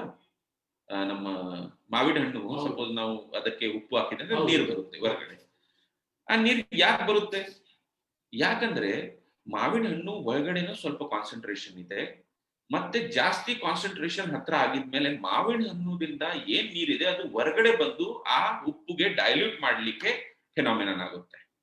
ಅದಕ್ಕೆ ರಿವರ್ಸ್ ಆಸ್ಮೋಸಿಸ್ ಅಂತಾರೆ. ಓಕೆ, ಮತ್ತೆ ನೀವು ನೋಡಿರ್ಬೋದು ನಿಮ್ ಮಾವಿನ ಹಣ್ಣು ಸ್ವಲ್ಪ ಕಾಂಟ್ರಾಕ್ಟ್ ಆಗುತ್ತೆ, ಅಂದ್ರೆ ಅದರದ್ದು ಸೈಜ್ ಕಡಿಮೆ ಆಗ್ತಾ ಹೋಗುತ್ತೆ.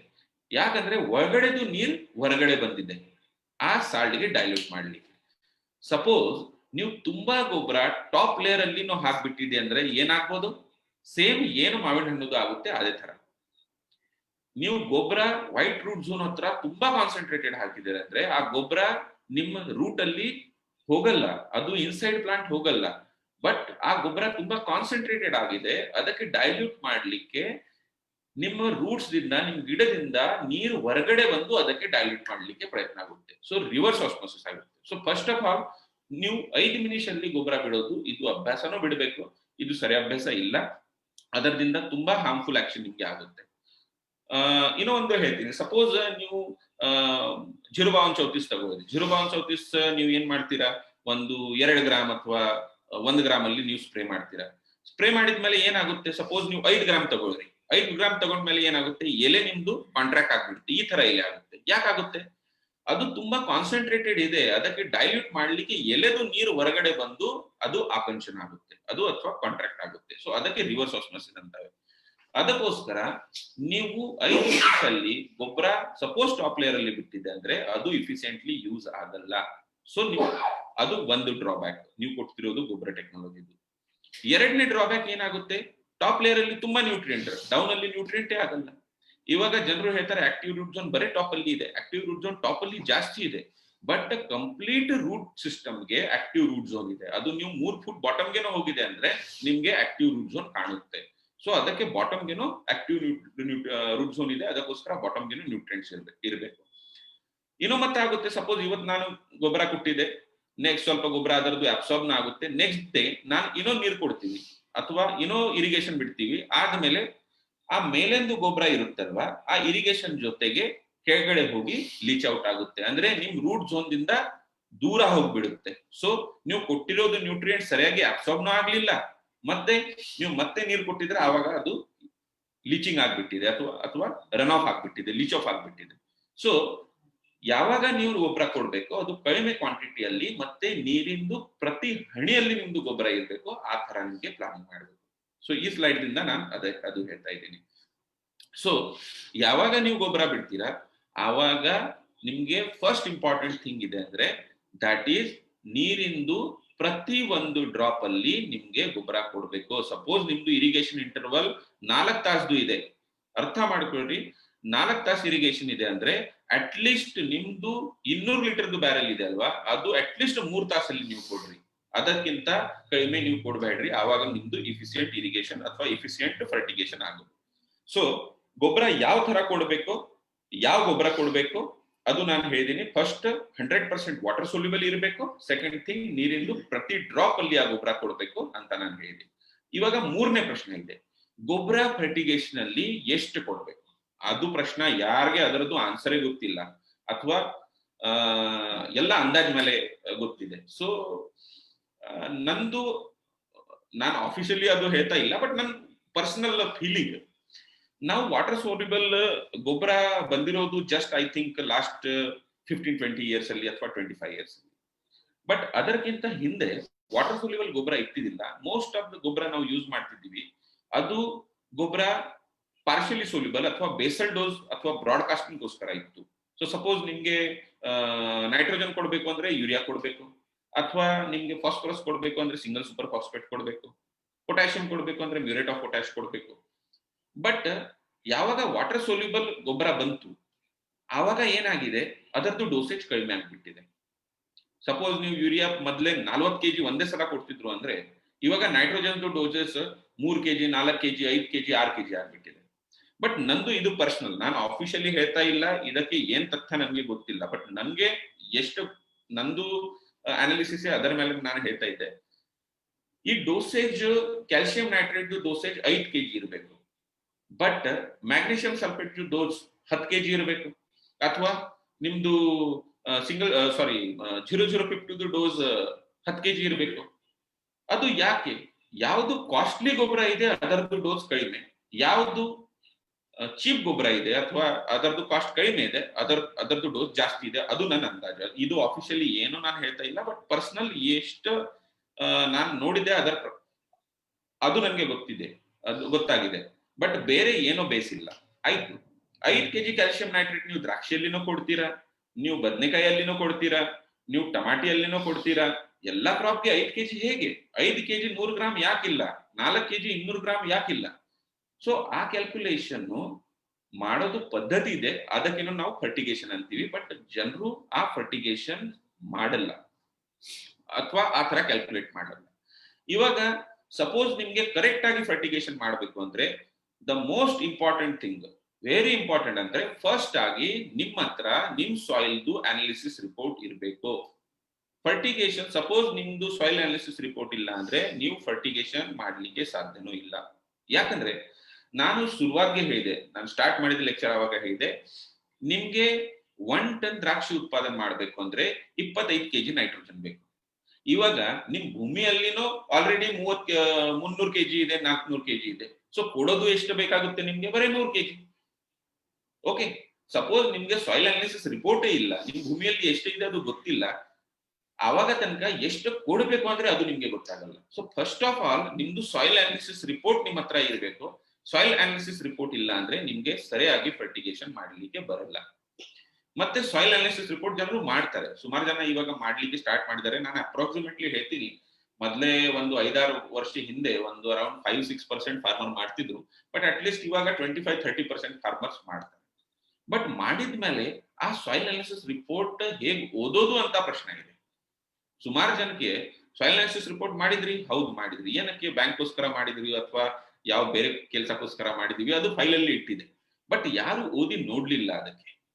First of all soil analysis report ನೋಡಿದೆ ಅಂದ್ರೆ ಅಥವಾ ನೀವು ತಗೊಂಡಿದೆ ಅಂದ್ರೆ ಅದು ಓದ್ಲಿಕ್ಕೆ ಬರಬೇಕು. ನೀವು ಸಾಯಿಲ್ ಅನಾಲಿಸಿಸ್ ರಿಪೋರ್ಟ್ ನೋಡಿದ್ಮೇಲೆ ನಿಮ್ಗೆ ಫಸ್ಟ್ 3 ಪ್ಯಾರಾಮೀಟರ್ಸ್ ಕೊಟ್ಟಿರುತ್ತೆ ಅಲ್ಲಿ. ದ್ರಾಕ್ಷಿಗೋಸ್ಕರ ಸಪೋಸ್ ನೀವು ಸಾಯಿಲ್ ಅನಾಲಿಸಿಸ್ ರಿಪೋರ್ಟ್ ಮಾಡಿದೆ ಅಂದ್ರೆ 3 ಇಂಪಾರ್ಟೆಂಟ್ ಪ್ಯಾರಾಮೀಟರ್ ಅಲ್ಲಿ ಕೊಟ್ಟಿರುತ್ತೆ. ಫಸ್ಟ್ ಇರುತ್ತೆ pH ಫಸ್ಟ್ ಪ್ಯಾರಾಮೀಟರ್ ಇದೆ. ಸೆಕೆಂಡ್ ಇದೆ EC ಗೆ ಇಲೆಕ್ಟ್ರಿಕಲ್ ಕಂಡಕ್ಟಿವಿಟಿ ಅಂತಾರೆ. ಮೂರನೇ ಇರುತ್ತೆ ಕ್ಯಾಲ್ಸಿಯಂ ಕಾರ್ಬೋನೇಟ್ ಕಂಟೆಂಟ್ ಅಥವಾ ಸುನ್ಖಡಿ ಪರ್ಸೆಂಟೇಜ್. ಸೊ ಆ 3 ಫಸ್ಟ್ ಕೊಟ್ಟಿದ್ದಾರೆ. ಬಟ್ ಜನರು ಆ 3ಕ್ಕೆ ಏನು ನೋಡಂಗೆ ಇಲ್ಲ, ಕೆಳಗಡೆ ನೋಡ್ತಾರೆ. ಈ 3 ಆಗಿದ್ಮೇಲೆ ಕೆಳಗಡೆ ಕೊಟ್ಟಿರೋದು ನೈಟ್ರೋಜನ್, ಫಾಸ್ಫರಸ್, ಪೊಟ್ಯಾಷಿಯಂ ಫಸ್ಟ್ ನೋಡ್ತಾರೆ. ಸರ್ ಫಾಸ್ಫರಸ್ ಕಡಿಮೆ ಇದೆ, ಏನ್ ಮಾಡೋದು? ಪೊಟ್ಯಾಷಿಯಂ ಕಡಿಮೆ ಇದೆ, ಏನ್ ಮಾಡೋದು? ಅದು ನೋಡೋಕ್ಕಿಂತ ಮುಂಚೆ ಫಸ್ಟ್ ನಿಮ್ಗೆ ಪಿ ಎಚ್ ಯಾಕೆ ಕೊಟ್ಟಿದ್ದಾರೆ, ಯಾಕಂದ್ರೆ ಫಸ್ಟ್ ಪಿ ಎಚ್ ನೋಡ್ರಿ, ಫಸ್ಟ್ ಪಿ ಎಚ್ ಕರೆಕ್ಟ್ ಮಾಡೋದಕ್ಕೆ ಟ್ರೈ ಮಾಡ್ರಿ. ಆದ್ಮೇಲೆ ಇ ಸಿ ನೋಡ್ರಿ, ಇ ಸಿ ಕರೆಕ್ಟ್ ಮಾಡ್ಲಿಕ್ಕೆ ಟ್ರೈ ಮಾಡ್ರಿ. ಆದ್ಮೇಲೆ ಕ್ಯಾಲ್ಸಿಯಂ ಕಾರ್ಬೋನೇಟ್ ಇದೆ, ಆ ಕ್ಯಾಲ್ಸಿಯಂ ಕಾರ್ಬೋನೇಟ್ ಗೆ ಮ್ಯಾನೇಜ್ ಮಾಡ್ಲಿಕ್ಕೆ ನೋಡ್ರಿ. ಅದು ಮ್ಯಾನೇಜ್ ಆಗಿದ್ಮೇಲೆ ಮತ್ತೆ ಕೆಳಗಡೆ ನೋಡ್ರಿ ಅದರದ್ದು ಅರ್ಥ. ಬಟ್ ಯಾರು ಮೇಲೆ ನೋಡಲ್ಲ, ಡೈರೆಕ್ಟ್ ಕೆಳಗಡೆ ಹೋಗ್ತಾರೆ. ಪೊಟ್ಯಾಷಿಯಂ ಕಡಿಮೆ ಇದೆ, ಹಾಕ್ರಿ ಪೊಟ್ಯಾಷಿಯಂ. ಮ್ಯಾಗ್ನೇಷಿಯಂ ಕಡಿಮೆ ಇದೆ, ಹಾಕ್ರಿ ಪೊಟ್ಯಾಷಿಯಂ. ಬಟ್ ಆ ತರ ಮಾಡೋದು ಇಲ್ಲ. ಫಸ್ಟ್ ಆಫ್ ಆಲ್ ನಿಮ್ದು ಇ ಸಿ, ಪಿ ಎಚ್ ಮತ್ತೆ ಕ್ಯಾಲ್ಸಿಯಂ ಕಾರ್ಬೋನೇಟ್ ನೋಡ್ಬೇಕು. ಇವಾಗ ನ್ಯೂಟ್ರಿಯೆಂಟ್ ಸಾಯಿಲ್ ಅನಾಲಿಸಿಸ್ ರಿಪೋರ್ಟ್ ಅಲ್ಲಿ ಕೊಟ್ಟಿರುತ್ತೆ, ನಿಮ್ದು ಫಾಸ್ಫರಸ್ ಕಡಿಮೆ ಇದೆ, ಅಥವಾ ನಿಮ್ದು ಮ್ಯಾಗ್ನೇಷಿಯಂ ಹೆಚ್ಚಿದೆ, ಅಥವಾ ನಿಮ್ದು ಫಾಸ್ಫರಸ್ ಹೆಚ್ಚಿದೆ, ಆ ತರ ಕೊಟ್ಟಿರುತ್ತೆ. ಬಟ್ ಫಾಸ್ಫರಸ್ ಹೆಚ್ಚಿದೆ, ಮ್ಯಾಗ್ನೇಷಿಯಂ ಹೆಚ್ಚಿದೆ, ಬಟ್ ನಮ್ಗೆ ಮ್ಯಾಗ್ನೇಷಿಯಂ ಡಿಫಿಷಿಯನ್ಸಿ ಬರ್ತಾನೂ ಇರುತ್ತೆ. ಯಾವಾಗ ನಾನು ಹೋಗ್ತೀನಿ ಆವಾಗ ನಮ್ಗೆ ಎಲೆ ಅಂತ ಹಳದಿನೋ ಕಾಣುತ್ತೆ, ಅಥವಾ ನಮ್ದು ಫೆರಸ್ ಡಿಫಿಷಿಯನ್ಸಿ ಕಂಟಿನ್ಯೂಸ್ ಆಗಿ ಇರುತ್ತೆ. ಮತ್ತೆ ಏನ್ ಮಾಡ್ತೀವಿ ನಾವು, ಇನ್ನೂ ತಪ್ಪು ಮಾಡ್ತೀವಿ ಫರ್ಟಿಗೇಷನ್ ಅಲ್ಲಿ. ನಾವು ಫೆರಸ್ ಇನ್ನೂ ಕೊಡ್ತಾ ಹೋಗ್ತೀವಿ, ಅಥವಾ ಇನ್ನೂ ಫಾಸ್ಫರಸ್ ಹಾಕ್ತಿವಿ. ಯಾಕಂದ್ರೆ ಮೇಲೆ ಡಿಫಿಷಿಯನ್ಸಿ ಕಾಣ್ತಾ ಇದೆ, ಮಣ್ಣಲ್ಲಿ ಜಾಸ್ತಿ ತೋರಿಸ್ತಾ ಇದೆ. ಅದಕ್ಕೆ ರೆಸ್ಪಾನ್ಸಿಬಲ್ ಅಂದ್ರೆ ನಿಮ್ದು ಪಿ ಎಚ್ ನಿಮ್ದು ಮ್ಯಾನೇಜ್ ಮಾಡ್ಲಿಕ್ಕೆ ನಿಮ್ದು ಆಸಿಡಿಕ್ ಪಿ ಎಚ್ ಇದೆ ಅಂದ್ರೆ ನಿಮ್ದು ಫಾಸ್ಫರಸ್ ಇರ್ಲಿ, ಮ್ಯಾಗ್ನೇಷಿಯಂ ಇರ್ಲಿ, ಫೆರಸ್ ಇರ್ಲಿ, ಈ ಮೂರು ಸಮಸ್ಯೆ ನಿಮ್ ಬಾಗಲಕೋಟೆ ಇರ್ಲಿ, ಬಿಜಾಪುರ ಡಿಸ್ಟ್ರಿಕ್ಟ್ ಅಲ್ಲಿ ಇದೆ. ಯಾಕಂದ್ರೆ ನಿಮ್ದು ಪಿ ಎಚ್ ನು ಹೈ ಇದೆ. ಇವತ್ತು ಬೆಳಗ್ಗೆ ನಾನು ಬಂದು ಹೋಗಿದ್ದೀನಿ, ಹೆಸರು ಹೇಳಲ್ಲ, ಬಟ್ ಇವತ್ತು ಬೆಳಗ್ಗೆ ನಾನು ಕೆಲವೊಂದು ಫಾರ್ಮರ್ ಹತ್ರ ಹೋಗಿದ್ದೆ. ಆಲ್ಮೋಸ್ಟ್ 2 ತಿಂಗಳಿಂದ ನೀರೇ ಬಿಟ್ಟಿಲ್ಲ. ಓಕೆ, ಪ್ಲಾಟ್ಗೆ ನೀರೇ ಬಿಟ್ಟಿಲ್ಲ. ಯಾಕಂದ್ರೆ ಮಳೆ ಇತ್ತು, ಸುಮಾರು ಮಳೆ ಆಯ್ತು ಈ ಸಲ, ಅದಕ್ಕೋಸ್ಕರ ನೀರೇ ಬಿಟ್ಟಿಲ್ಲ. ಹೊಂಡಂದು ನೀರದ್ದು ನೀವು ಪಿ ಎಚ್ ಚೆಕ್ ಮಾಡಿದ್ರೆ ಅಂದ್ರೆ 9 ಆಗ್ಬಿಟ್ಟಿದೆ. ಸೊ ಈ ನೀರು ಕೊಟ್ಟಿದ್ಮೇಲೆ ಏನಾಗುತ್ತೆ, ಸಪೋಸ್ ನೀವು ನೀವು ಅದಕ್ಕೆ ಫಾಸ್ಫರಸ್ ಕೊಡ್ರಿ, ಫೆರಸ್ ಕೊಡ್ರಿ, ನಿಮ್ದು ಫೆರಸ್ ಡಿಫಿಷಿಯನ್ಸಿ ನಿಮ್ಗೆ ಮೇಲೆ ಕಾಣ್ಲಿಕ್ಕೆ ಯಾವಾಗ್ಲೇ ಸ್ಟಾರ್ಟ್ ಇರುತ್ತೆ. ಸೊ ನಿಮ್ಗೆ ಮೇಲೆ ಡಿಫಿಷಿಯನ್ಸಿ ಕಾಣುತ್ತೆ. ಬಟ್ ಯಾಕಂದ್ರೆ ನೀವು ಪಿ ಎಚ್ ಮ್ಯಾನೇಜ್ ಮಾಡ್ತಾ ಇಲ್ಲ. ಸೊ ಅದಕ್ಕೋಸ್ಕರ ನೀವು ಏನ್ ಮಾಡ್ಬೇಕು, ಫಸ್ಟ್ ಆಫ್ ಆಲ್ ನೀವು ಪಿ ಎಚ್ ಮ್ಯಾನೇಜ್ ಮಾಡ್ಬೇಕು. ಪಿ ಎಚ್ ಮ್ಯಾನೇಜ್ ಮಾಡೋದು ಹೇಗೆ, ನಮ್ಮ ಹತ್ರನೂ ನಮ್ದು ಆಟೋಮೇಶನ್ ಕಂಪನಿ ಇದೆ, ನಾವು ಪಿ ಎಚ್ ಇಕ್ವಿಪ್ಮೆಂಟ್ಸ್ ಕೊಡ್ತೀವಿ ಪಿ ಎಚ್ ಮ್ಯಾನೇಜ್ ಮಾಡೋದು. ಸೊ ಪಿ ಎಚ್ ನೀವು ಯಾವಾಗ ನೀವು ನೀರು ಬಿಡ್ತೀರಾ, ಆ ನೀರು ಸ್ಲೈಟ್ಲಿ ಅಸಿಡಿಕ್ ಇರಬೇಕು. ಸ್ಲೈಟ್ಲಿ ಅಸಿಡಿಕ್ ಅಂದ್ರೆ ಐಡಿಯಲಿ 5.5, ಬಟ್ ಕೆಲವೊಂದು ಜನ 6 to 6.5 ಪಿ ಎಚ್ ತನಕ ಆ ನೀರು ಬಿಡ್ತಾರೆ. ಮತ್ತೆ 6 to 6.5 is the ideal P H. ಆ ಪಿ ಎಚ್ ಮ್ಯಾನೇಜ್ ಮಾಡ್ಕೊಂಡೇ ನೀರು ಬಿಡಬೇಕು. ಸುಮಾರು ಜನ ಸಲ್ಫರ್ದು ಯೂಸ್ ಮಾಡ್ತಾರೆ. ಆಲ್ಮೋಸ್ಟ್ ಕೆಲವೊಂದು 100 kg ಪ್ರತಿ ಎಕರೆ, 200 kg ಪ್ರತಿ ಎಕರೆ, 300-400 kg ಬೀದರಲ್ಲ ಆ ಪಾರ್ಟ್ ಅಲ್ಲಿ ನೀವು ಹೋಗಿದೆ ಅಂದ್ರೆ ಇಲ್ಲಿ ಕರ್ಮಣ್ ಇದೆ, ಅಲ್ಲಿ 400 kg ಸಲ್ಫರ್ ಯೂಸ್ ಮಾಡ್ತಾರೆ. So sulphur is also a good method. Sulphur ಕಿಂತಾನು ನೀವು ಪಿ ಎಚ್ ಕಡಿಮೆ ಮಾಡಬೇಕು. ಬಟ್ ಸಲ್ಫರ್ ಎಕ್ಸ್ಟ್ರಾ ಹಾಕಿದ್ಮೇಲೆ sulphur is always oxygen affinity ಇದೆ. ಅದಕ್ಕೋಸ್ಕರ ಏನಾಗುತ್ತೆ, ನಿಮ್ಗೆ ಬೇರೆ ನ್ಯೂಟ್ರಿಯೆಂಟ್ಸ್ ಡಿಫಿಷಿಯನ್ಸಿ ಸ್ವಲ್ಪ ಇಫೆಕ್ಟ್ ಕಾಣಬಹುದು, ಅಥವಾ ಬೇರೆ ನ್ಯೂಟ್ರಿಯೆಂಟ್ ಜೊತೆಗೆ ಸಲ್ಫರ್ ಇಂಟರ್ಫಿಯರ್ ಆಗಬಹುದು. ಸೊ ಅದಕ್ಕೆ ಬೆಸ್ಟ್ ಮೆಥಡ್ ಅಂದ್ರೆ ಏನು, ನೀವು ಆಸಿಡ್ ಡೋಸಿಂಗ್ ಮಾಡಬೇಕು. ಆಸಿಡ್ ಡೋಸಿಂಗ್ ಮಾಡಿದೆ ಅಂದ್ರೆ ನಿಮ್ದು ಪಿ ಎಚ್ ಕಡಿಮೆ ಆಗುತ್ತೆ. ಇವಾಗ ಪಿ ಎಚ್ ಕಡಿಮೆ ಮಾಡ್ಲಿಕ್ಕೆ ಆಸಿಡ್ ಡೋಸಿಂಗ್ ಮಾಡಬೇಕು ಅಂದ್ರೆ ಸುಮಾರು ಆಸಿಡ್ಗಳು ಇದೆ. ಅದಕ್ಕೆ ಬೆಸ್ಟ್ ಆಸಿಡ್ ರೆಕಮೆಂಡೆಡ್ ಅಂದ್ರೆ ಸೈಟ್ರಿಕ್ ಆಸಿಡ್. ಬಟ್ ಸೈಟ್ರಿಕ್ ಆಸಿಡ್ ದಿಂದ ನೀವು ಪಿ ಎಚ್ ಮ್ಯಾನೇಜ್ ಮಾಡ್ಲಿಕ್ಕೆ ಹೋಗಿದೆ ಅಂದ್ರೆ ಅದು ಕಾಸ್ಟ್ ಇಫೆಕ್ಟಿವ್ ಆಗಲ್ಲ. ಅದಕ್ಕೋಸ್ಕರ ಜನರಲಿ ನಾವು ಸೈಟ್ರಿಕ್ ಆಸಿಡ್ ಯೂಸ್ ಮಾಡಲ್ಲ. ಸೆಕೆಂಡ್ ಥಿಂಗ್ ಇದೆ, ಅದು ಅಂದ್ರೆ ನೈಟ್ರಿಕ್ ಆಸಿಡ್.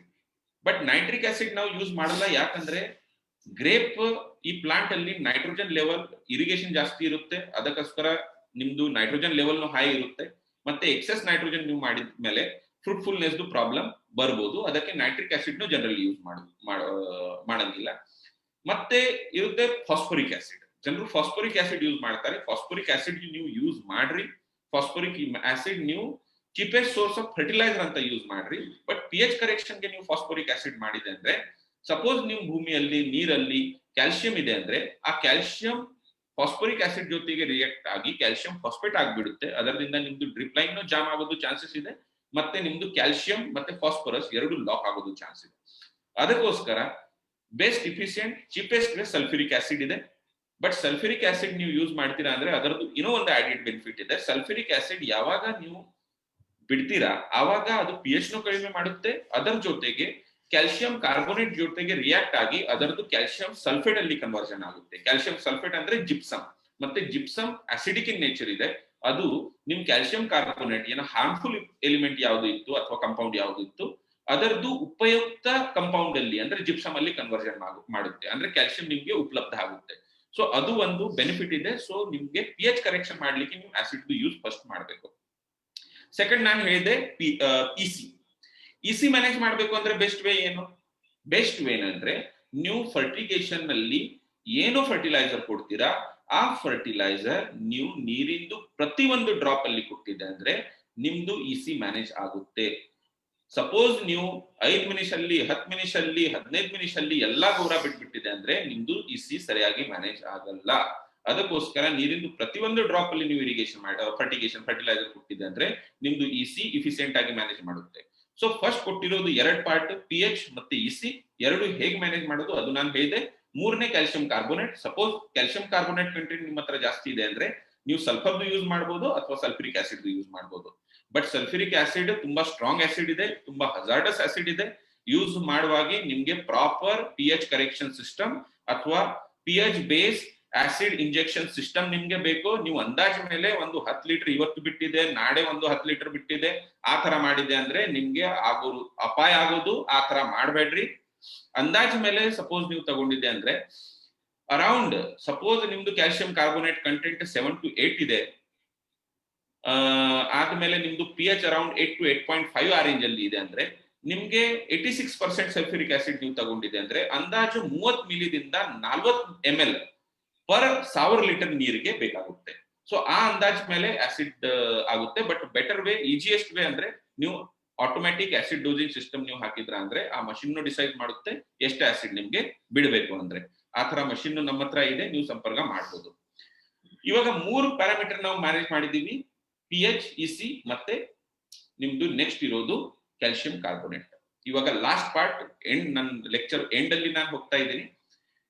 ನ್ಯೂಟ್ರಿಷನ್ ಎಷ್ಟು ಕೊಡ್ಬೇಕು, ಎಷ್ಟು ನೈಟ್ರೋಜನ್ ಕೊಡ್ಬೇಕು, ಎಷ್ಟು ಫಾಸ್ಫರಸ್ ಕೊಡ್ಬೇಕು, ಎಷ್ಟು ಪೊಟ್ಯಾಷಿಯಂ ಕೊಡ್ಬೇಕು. ಸೊ ನಿಮ್ಮ ಗ್ರೇಪ್ಗೆ ಎಷ್ಟು ನೈಟ್ರೋಜನ್ ಬೇಕೋ 1 ಟನ್ಗೆ ಅದು ನಾನು ಹೇಳಿದೆ. ಫಾಸ್ಫರಸ್ ಎಷ್ಟು ಬೇಕು ಅದು ನಾನು ಹೇಳಿದೆ. ಪೊಟ್ಯಾಷಿಯಂ ಎಷ್ಟು ಬೇಕು ಅದು ನಾನು ಹೇಳಿದೆ. ಕ್ಯಾಲ್ಸಿಯಂ ಎಷ್ಟು ಬೇಕು ಅಂದಾಜು ನಿಮ್ದು ಕ್ಯಾಲ್ಸಿಯಂ ಮತ್ತೆ ಮ್ಯಾಗ್ನೀಷಿಯಂದು ರೇಷಿಯೋ ಸಿಮಿಲರ್ ಇದೆ. ಅಂದಾಜು ನಿಮ್ಗೆ 1 ಟನ್ ದ್ರಾಕ್ಷಿ ಬೆಳೆಬೇಕು ಅಂದ್ರೆ ಅರೌಂಡ್ 9 kg ನಿಮ್ಗೆ ಕ್ಯಾಲ್ಸಿಯಂ ಬೇಕಾಗುತ್ತೆ ಮತ್ತೆ 9.6 kg ನಿಮ್ಗೆ ಮ್ಯಾಗ್ನೀಷಿಯಂ ಬೇಕಾಗುತ್ತೆ. ಅದು ಲೆಕ್ಕಾಚಾರ ಬ್ರಾಡ್ಲಿ.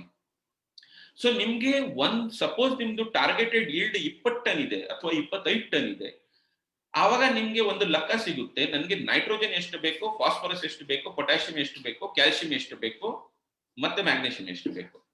ನಾನು ಫಸ್ಟ್ ಇಸಿ pH ಎರಡು ಮ್ಯಾನೇಜ್ ಮಾಡಿದ್ದೀನಿ. ಸಾಯಿಲ್ ಅನಾಲಿಸಿಸ್ ರಿಪೋರ್ಟ್ ಇದೆ. ಸಾಯಿಲ್ ಅನಾಲಿಸಿಸ್ ರಿಪೋರ್ಟ್ ದಿಂದ ನಿಮ್ದು ಇರೋದು ಕ್ವಾಂಟಿಟಿ, ಎಷ್ಟು ಕ್ವಾಂಟಿಟಿ ನಿಮ್ಗೆ ಬೇಕಾಗಿರೋದು, ಅದರದಿಂದ ನಿಮ್ ಭೂಮಿಯಲ್ಲಿ ಎಷ್ಟು ಉಪಲಬ್ಧ ಇದೆ ಅದು ಗೊತ್ತಾಗುತ್ತೆ. ಇವಾಗ ಇರೋದು ಬ್ಯಾಲೆನ್ಸ್ ಕ್ವಾಂಟಿಟಿ. ಆ ಬ್ಯಾಲೆನ್ಸ್ ಕ್ವಾಂಟಿಟಿ ಅಷ್ಟೇ ನಿಮ್ಗೆ ಅಪ್ಲೈ ಮಾಡಬೇಕು ಪೂರ್ತಿ ಸೀಸನ್ ಅಲ್ಲಿ. ಸಪೋಸ್ ಯಾರು ಒಬ್ರು ಸಪೋಸ್ ಇವಾಗ ಕೇಳ್ತಾ ಇರೋದು ಅವ್ರದ್ದು ಸಾಯಿಲ್ ಅನಾಲಿಸಿಸ್ ರಿಪೋರ್ಟ್ ಇದೆ ಅಂದ್ರೆ ನೀವು ನೋಡ್ರಿ, ನಿಮ್ ಸಾಯಿಲ್ ಅಲ್ಲಿ ನಮ್ಗೆ ಕೊಡ್ಬೇಕಾಗಿರೋದು ಗೊಬ್ಬರ ಒಂದು ಅರೌಂಡ್ ಇರ್ಲೆ 500 kg ನೈಟ್ರೋಜನ್ ಬೇಕಾಗುತ್ತೆ. ಅದರದಿಂದ ಅರೌಂಡ್ 300 kg ಅಥವಾ 300.5 kg ಅಥವಾ 400 kg ನತ್ರ ನಿಮ್ ಭೂಮಿಯಲ್ಲಿ ಆಲ್ರೆಡಿ ಇದೆ.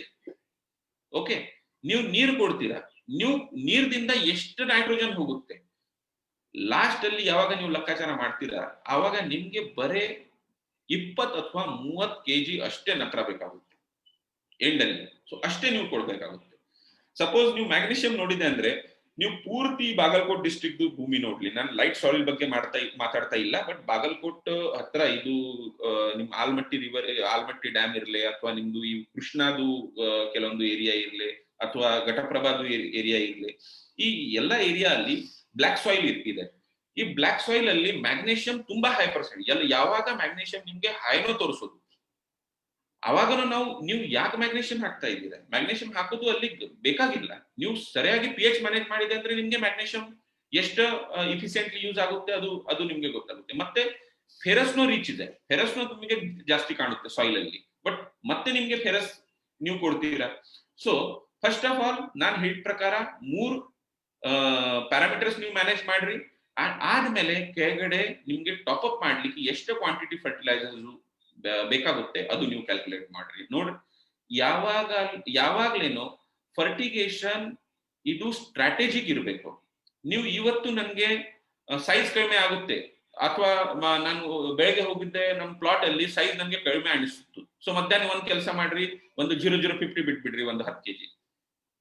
ಆ ತರ ಮಾಡುದು ಅಂದ್ರೆ ತುಂಬಾ ತಪ್ಪು. ಯಾವಾಗ ಫರ್ಟಿಗೇಷನ್ ಇದೆ ಆ ನಿಮ್ದು ಸ್ಟ್ರಾಟಜಿಕ್ ಫರ್ಟಿಗೇಷನ್ ಇರ್ಬೇಕು.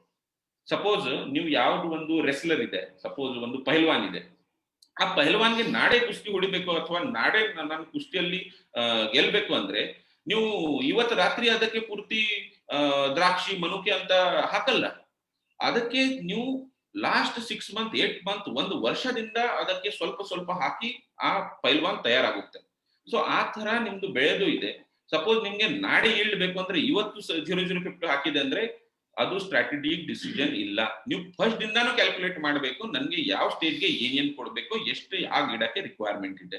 ಸೊ ಆ ಪ್ರಕಾರ ನೀವು ಫರ್ಟಿಗೇಷನ್ ಮಾಡಬೇಕು. ನೆಕ್ಸ್ಟ್ ಬರೋದು ರೈಟ್ ಟೂಲ್. ಫರ್ಟಿಗೇಷನ್ಗೆ ಯಾವ್ದು ಟೂಲ್ ಕರೆಕ್ಟ್ ಆಗಿ ಇದೆ ಅಂದ್ರೆ, ಫರ್ಟಿಗೇಷನ್ಗೆ ಡಿಫ್ರೆಂಟ್ ಟೂಲ್ಸ್ ನಮ್ಮ ಹತ್ರ ಇದಾವೆ. ಆ ಟೂಲ್ಸ್ ಅಂದ್ರೆ ನಿಮ್ಗೆ ಪ್ರೆಷರ್ ಲಾಕ್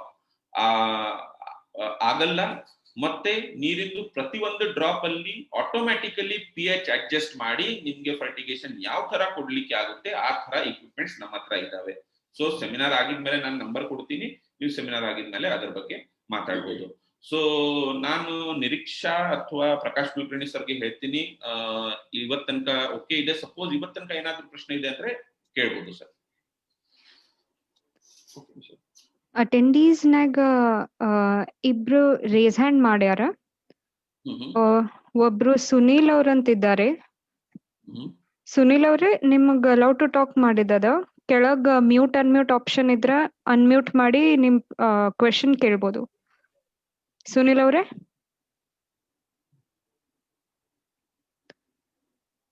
ಸರ್ ನಿಮ್ದು ಸ್ಕ್ರೀನ್ ಶೇರಿಂಗ್ ಸ್ಟಾಪ್ ಮಾಡ್ಬೋದಾ? ಸ್ಟಾಪ್ ಮಾಡ್ಬೋದು ಸರ್. Okay, right. ಹಾ ಹೇಳಿ ಸುನೀಲ್ ಅವರೇ. ಸರ್ ನಮಸ್ಕಾರ ಸರ್. ನಮಸ್ಕಾರ ಸುನೀಲ್, ನಮಸ್ಕಾರ. ನಮಸ್ಕಾರ ಸರ್. ಇದು ಸೆಮಿನಾರ್ ಬೆಸ್ಟ್ ಅದ ಸರ್. ನಮಗ್ ಏನಂತ ಸರ್, ನಾವು ರೈತರು ಸರ್ ಈಗ ಸಾಯಿಲ್ ಚೆಕ್ ಮಾಡ್ತಾರ ಸರ್. ಓಕೆ ಸರ್ ಸಾಯಿಲ್ ಮತ್ತು ಚೆಕ್ ಮಾಡ್ತಾರ ಸರ್.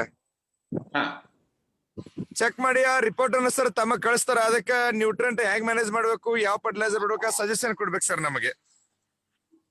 ಮಾಡುವ ಸರ್, ಮಾಡುವ, ದಯವಿಟ್ಟು ಮಾಡುವ. ಟೈಮ್ ಎಷ್ಟು ಸಿಗುತ್ತೆ ಅದರ ಮೇಲೆ ಇದೆ.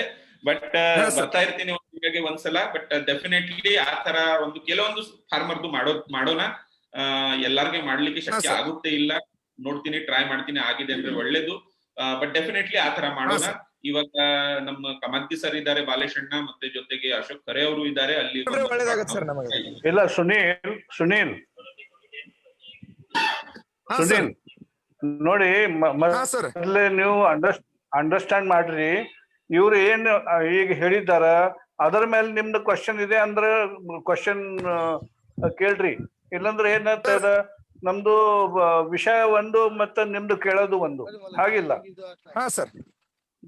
ಬರೇ ಕೇಳ್ರಿ. ಏನ್ ನಿಮ್ಗೆ ಗುರುತಾಗಿಲ್ಲ ಅದೇ ಕೇಳ್ರಿ. ಓಕೆ, ಇಲ್ಲಂದ್ರೆ ಅವರು ಸ್ಟಾರ್ಟ್ ಮಾಡ್ತಾರ. ಅಜಿತ್ ಸರ್ ಹೇಳಿ sir. Ajit, how many slides are left? I think I am done, sir. I think I don't want to go better to go with the question answer. No, better you continue, because questions will not be relevant questions. You start your presentation. Okay, right. So ಸುಮಾರು ಜನ ಈ ಸುನಿಲ್ ಅವರು ಏನ್ question ಕೇಳಿದ್ದಾರೆ, so ಆತರ ಸುಮಾರು ಜನ ಈ ತರ ಕ್ವಶನ್ಸ್ ಕೇಳ್ತಾರೆ. ಸಪೋಸ್ ಅವ್ರು ನೀವು ಮಾಡ್ಕೊಡ್ತೀರಾ. ಟೈಮ್ ಅಷ್ಟು ಸಿಗಲ್ಲ, ಯಾಕಂದ್ರೆ ಪ್ರತಿಯೊಬ್ಬರದ್ದು ರಿಪೋರ್ಟ್ ತಗೊಂಡು ನಾನು ಇದು ಮಾಡ್ಲಿಕ್ಕೆ ನಂಗೆ ಅಷ್ಟು ಟೈಮ್ ಸಿಗಲ್ಲ. ಬಟ್ ಡೆಫಿನೆಟ್ಲಿ ಕೆಲವೊಂದು ಗ್ರೋವರ್ಸ್ ಜೊತೆಗೆ ಈ ತರ ಪ್ರಯೋಗ ಮಾಡ್ಕೊಂಡು ಸ್ಟಾರ್ಟ್ ಮಾಡ್ಬೇಕು. ನನ್ನ ಅನುಭವ ಅಂದ್ರೆ ಇದರಲ್ಲಿ ಸೋಲಾಪುರಲ್ಲಿ ನಾನು ಮಾಡ್ತಾ ಇದ್ದೀನಿ ಆಲ್ಮೋಸ್ಟ್ ಫ್ರಮ್ 1 year. ಸೊ ನಿಮ್ ಮ್ಯಾಗ್ನೇಷಿಯಮ್ದು ಡೋಸೇಜ್ ಆಲ್ಮೋಸ್ಟ್ 70% ಇಂದ ನಮ್ಗೆ ರಿಡ್ಯೂಸ್ ಮಾಡ್ಲಿಕ್ಕೆ ಸ್ಟಾರ್ಟ್ ಆಗುತ್ತೆ. ಓಕೆ, ಈ ತರ ಪ್ರಯೋಗ ನೀವು ಮಾಡಿದೆ ಅಂದ್ರೆ. ಮತ್ತೆ ಫೇರಸ್ದು ನೀವು ಫೋಲಿಯರ್ ಸ್ಪ್ರೇ ಮಾಡ್ತೀರಾ, ಫೋಲಿಯರ್ದು ಸ್ಪ್ರೇ ತುಂಬಾ ಕಡಿಮೆ ಆಗುತ್ತೆ ಈ ತರ ಮಾಡಿದ್ರೆ ಅಂದ್ರೆ. ಆದ್ಮೇಲೆ ನೀವು ಚಿಲೆಟ್ಸ್ ಅವಾಯ್ಡ್ ಮಾಡ್ಬೋದು. ನೀವು ಸುಮಾರು ಚಿಲೆಟ್ಸ್ ಯೂಸ್ ಮಾಡ್ತೀರಾ, ಚಿಲೆಟ್ಸ್ ಕಾಸ್ಟ್ಲಿ ಇದೆ. ಚಿಲೆಟ್ಸ್ ನೀವು ಯೂಸ್ ಮಾಡೋದು, ಚಿಲೆಟ್ಸ್ ಯೂಸ್ ಮಾಡೋದನ್ನು ನಿಮ್ಗೆ ಕಡಿಮೆ ಆಗುತ್ತೆ, ಅದರಿಂದ ಕಾಸ್ಟ್ ಸೇವಿಂಗ್ ನಿಮ್ದು ಆಗುತ್ತೆ. ಓಕೆ, ಇನ್ನೂ ಒಂದು ನೆಕ್ಸ್ಟ್ ವಿಷಯ ನಾನು ಹೇಳ್ಬೇಕು ಅಂದ್ರೆ, ಫರ್ಟಿಗೇಷನ್ ಜೊತೆಗೆ ಇವಾಗ ದ್ರಾಕ್ಷಿ ಇಂಡಸ್ಟ್ರಿಯಲ್ಲಿ ಅಥವಾ ಸುಮಾರು ಕ್ರಾಪ್ ಇಂಡಸ್ಟ್ರಿಯಲ್ಲಿ, ವೆಜಿಟೇಬಲ್ ಅಲ್ಲಿ ಸ್ವಲ್ಪ ಇವಾಗ ಎಜುಕೇಶನ್ ಬಂದಿದೆ, ಬಟ್ ದ್ರಾಕ್ಷಿ ಇಂಡಸ್ಟ್ರಿಯಲ್ಲಿ ಏನ್ ಮಾಡ್ತಾರೆ, ಯಾವಾಗ ನೀವು ಫರ್ಟಿಗೇಷನ್ ಕೊಡ್ತೀರಾ, ಒಂದು ಗ್ರೂಪ್ ಒಂದ್ ದಿನ ಕೊಡ್ತೀರಾ ಅಥವಾ ಒಂದ್ ಫರ್ಟಿಲೈಸರ್ ಒಂದ್ ದಿನ ಕೊಡ್ತೀರಾ, ಅದು ಇನ್ನೊಂದು ರಾಂಗ್ ಕನ್ಸೆಪ್ಟ್. ಸಪೋಸ್ ಇವತ್ತು ಸೋಮವಾರ ಇದೆ ಅಂದ್ರೆ ನೀವು ಕ್ಯಾಲ್ಸಿಯಂ ನೈಟ್ರೇಟ್ ಕೊಟ್ಬಿಟ್ಟಿದ್ರಾ, ಇವತ್ತು ಬುಧವಾರ ಒಂದಿನ ಬಿಟ್ಟು ಒಂದಿನ ನೀವು ಪೊಟ್ಯಾಷಿಯಂ ನೈಟ್ರೇಟ್ ಕೊಟ್ಬಿಟ್ಟಿದ್ರಾ, ಅಥವಾ ಇನ್ನೂ ಒಂದ್ ದಿನ ಬಿಟ್ಟು ನೀವು ಯಾವ್ದು ಚಿಲೆಟ್ಸ್ ಅಥವಾ ಮೈಕ್ರೋನ್ಯೂಟ್ರಿಯೆಂಟ್ ಡೋಸ್ ಬಿಟ್ಟಿದ್ದೀರಾ. ಆ ತರ ಇಲ್ಲ. ಗಿಡಕ್ಕೆ ನಮ್ ತರ ಸೋಮವಾರ ಮಂಗಳವಾರ ಬುಧವಾರ ಗೊತ್ತಿಲ್ಲ. ಗಿಡಕ್ಕೆ ಪ್ರತಿದಿನ ಹೇಳಿದ ಪ್ರಕಾರ ಎಲ್ಲ 13 ನ್ಯೂಟ್ರಿಯೆಂಟ್ಸ್ ಬೇಕಾಗುತ್ತೆ. ನೀವು ಇವತ್ತು ಫಾಸ್ಫರಸ್ ಕೊಟ್ಟಿದ್ದ ಅಂದ್ರೆ ಬರೀ ಕೇನ್ ಮ್ಯಾಚುರಿಟಿ ಮಾಡೋದು ಆ ತರ ಇಲ್ಲ, ಅಥವಾ ಇವತ್ತು ನೀವು ಪೊಟ್ಯಾಷಿಯಂ ಕೊಟ್ಟಿದ್ದೆ ಅಂದ್ರೆ ಬರೇ ಸೈಜಿಂಗ್ ಆಗೋದು ಅಂತ ಆ ತರ ಇಲ್ಲ. ಯಾವಾಗ ಸೈಜಿಂಗ್ ಆಗುತ್ತೆ ಆವಾಗ ಎಲೆ ಸೈಜ್ ಡೆವಲಪ್ ಆಗ್ತಾ ಇರುತ್ತೆ, ಯಾವಾಗ ಎಲೆ ಸೈಜ್ ಡೆವಲಪ್ ಆಗ್ತಾ ಇರುತ್ತೆ ಆವಾಗ ಮ್ಯಾಚುರಿಟಿನೂ ಸ್ಲೋಲಿ ಫಿಗರ್ ಆಗ್ತಾ ಇರುತ್ತೆ. ಸೊ ಗಿಡದಲ್ಲಿ ಎಲ್ಲಾ ಪ್ರೊಸೆಸಸ್ ಕಾಮನ್ಲಿ ನಡೀತಾ ಇರುತ್ತೆ. ಸೊ ಈ ಎಲ್ಲಾ ಪ್ರೊಸೆಸ್ದು ಡಿಮಾಂಡ್ ಅಚೀವ್ ಮಾಡ್ಲಿಕ್ಕೆ ಎಲ್ಲಾ ನ್ಯೂಟ್ರಿಯೆಂಟ್ಸ್ ನಿಮ್ಗೆ ದಿನ ಬೇಕಾಗುತ್ತೆ. ಸೊ ಅದಕ್ಕೋಸ್ಕರ ನೀವು ಏನ್ ಮಾಡ್ಬೇಕು ಅಂದ್ರೆ, ನೀವು ಎಲ್ಲಾ ನ್ಯೂಟ್ರಿಯೆಂಟ್ಸ್ ಒಂದೇ ಸಲ ಅಥವಾ ಪ್ರತಿಯೊಂದು ನೀರಲ್ಲಿ ಕೊಡ್ಬೇಕು. ಇವಾಗ ಪ್ರತಿಯೊಂದು ನೀರಲ್ಲಿ ನೀವು ಎಲ್ಲಾ ನ್ಯೂಟ್ರಿಯೆಂಟ್ಸ್ ಕೊಟ್ಟಿದೆ ಅಂದ್ರೆ ತುಂಬಾ ಕಷ್ಟ. ಯಾಕಂದ್ರೆ ಸಪೋಸ್ ಕ್ಯಾಲ್ಸಿಯಂ ನೈಟ್ರೇಟ್ ತಗೊಂಡೆ, ಅದರ ಜೊತೆಗೆ 0.34 ಅಥವಾ ಬಾರಾಕ್ಸೈಡ್ ತಗೊಂಡಿದೆ ಅಂದ್ರೆ ಅದು ಮಿಕ್ಸ್ ಆಗಲ್ಲ, ಪ್ರೆಸಿಪಿಟೇಟ್ ಆಗ್ಬಿಡುತ್ತೆ. ಸೊ ಎಲ್ಲಾ ನ್ಯೂಟ್ರಿಯೆಂಟ್ಸ್ ಹೆಂಗ್ ಕೊಡೋದು? ಸೊ ಅದಕ್ಕೇನೋ ಸೊಲ್ಯೂಷನ್ ಇದೆ. ಆ ಸೊಲ್ಯೂಷನ್ ಏನಂದ್ರೆ, ಜನರಲಿ ಯಾವ್ದು ನ್ಯೂಟ್ರಿಯೆಂಟ್ಸ್ ಅಥವಾ ಫರ್ಟಿಲೈಸರ್ಸ್, ಯಾವ್ದು ನ್ಯೂಟ್ರಿಯೆಂಟ್ ಫರ್ಟಿಲೈಸರ್ಸ್ ಇದೆ, ಆ ಫರ್ಟಿಲೈಸರ್ 3 ಕ್ಲಾಸಸ್ ಅಲ್ಲಿ ಕ್ಲಾಸಿಫೈ ಆಗುತ್ತೆ. ಒಂದು ನೈಟ್ರೇಟ್, ಒಂದು ಫಾಸ್ಫೇಟ್, ಒಂದು ಸಲ್ಫೇಟ್. ಓಕೆ, ಸೊ ಈ 3 ಮೇಜರ್ ಕ್ಲಾಸ್ ಇದೆ. ಫಾರ್ ಎಕ್ಸಾಂಪಲ್, ಕ್ಯಾಲ್ಸಿಯಂ ನೈಟ್ರೇಟ್ ಯಾವ ಗ್ರೂಪ್ ಅಲ್ಲಿ ಹೋಗೋದು? ನೈಟ್ರೇಟ್ ಅಲ್ಲಿ. ಪೊಟ್ಯಾಷಿಯಂ ನೈಟ್ರೇಟ್ ಯಾವ ಗ್ರೂಪ್ ಅಲ್ಲಿ ಹೋಗೋದು? ನೈಟ್ರೇಟ್ ಅಲ್ಲಿ. ಮ್ಯಾಗ್ನೀಷಿಯಂ ನೈಟ್ರೇಟ್ ಯಾವ ಗ್ರೂಪ್ ಅಲ್ಲಿ ಹೋಗೋದು? ನೈಟ್ರೇಟ್ ಗ್ರೂಪ್ ಅಲ್ಲಿ. ಸೊ 3 ನೈಟ್ರೇಟ್ ಒಂದು ಜೊತೆಗೆ ಮಿಕ್ಸ್ ಆಗುತ್ತೆ. ಓಕೆ, ಇವಾಗ ಸಪೋಸ್ ನೀವು ಸಲ್ಫೇಟ್ ತಗೊಂಡಿದೆ ಅಂದ್ರೆ, ಫಾಸ್ಫೇಟ್ ತಗೊಂಡಿದೆ ಅಂದ್ರೆ, ಸೊ ಫಾಸ್ಫೇಟ್ ಅಂದ್ರೆ 1261 mono ammonium phosphate. Suppose mono ammonium phosphate. So mono ammonium phosphate ಇರ್ಲಿ, ಅಥವಾ ನಿಮ್ದು ಯಾವ್ದು ಫಾಸ್ಫೇಟ್ ಗ್ರೂಪ್ ಅಲ್ಲಿ ಇದೆ ಅದು ಒಂದು ಕಾಮನ್ ಅಲ್ಲಿ ಮಿಕ್ಸ್ ಮಾಡಬಹುದು. ಮತ್ತೆ ಇರುತ್ತೆ sulphate. Suppose 0050 is potassium sulphate.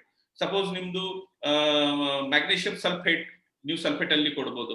So magnesium sulphate 0050 ಅದು ಮಿಕ್ಸ್ ಆಗುತ್ತೆ. ಸೊ ನೀವು 3 ಗ್ರೂಪ್ ಮಾಡಿದೆ, 3 ಟಾಕಿ ಮಾಡ್ರಿ, 3 ಗ್ರೂಪ್ ಮಾಡ್ರಿ, ಮತ್ತೆ 3 ಗ್ರೂಪ್ ಒಂದ್ ಆಗಿದ್ಮೇಲೆ ಒಂದ್ ಬಿಡ್ಬೋದು, ಅಥವಾ 3 ಇಂಜೆಕ್ಟರ್ದು ಸಿಸ್ಟಮ್ ಅಥವಾ 3 ವೆಂಚೂರಿದು ಸಿಸ್ಟಮ್ ತಗೊಂಡು 3 ಗ್ರೂಪ್ ಒಂದೇ ಸಲ ಬಿಟ್ಟಿದೆ ಅಂದ್ರೆ ನಿಮ್ಗೆ ಇನ್ನೂ ಇಫಿಸಿಯೆಂಟ್ ಆಗಿ ನಿಮ್ಗೆ ರಿಸಲ್ಟ್ ಸಿಗುತ್ತೆ, ಮತ್ತೆ ಇನ್ನೂ ಇಫಿಸಿಯೆಂಟ್ ಆಗಿ ನಿಮ್ಗೆ ಗ್ರೋತ್ ಸಿಗುತ್ತೆ. ಸುಮಾರು ಜನ ಹೇಳ್ತಾರೆ ಸರ್, ಇಲ್ಲ sir. Please start your presentation. ಹೌದು sir, this is the part of presentation. I forgot to share the slide. Because you start, because unless you finish, nothing will happen. Please finish it.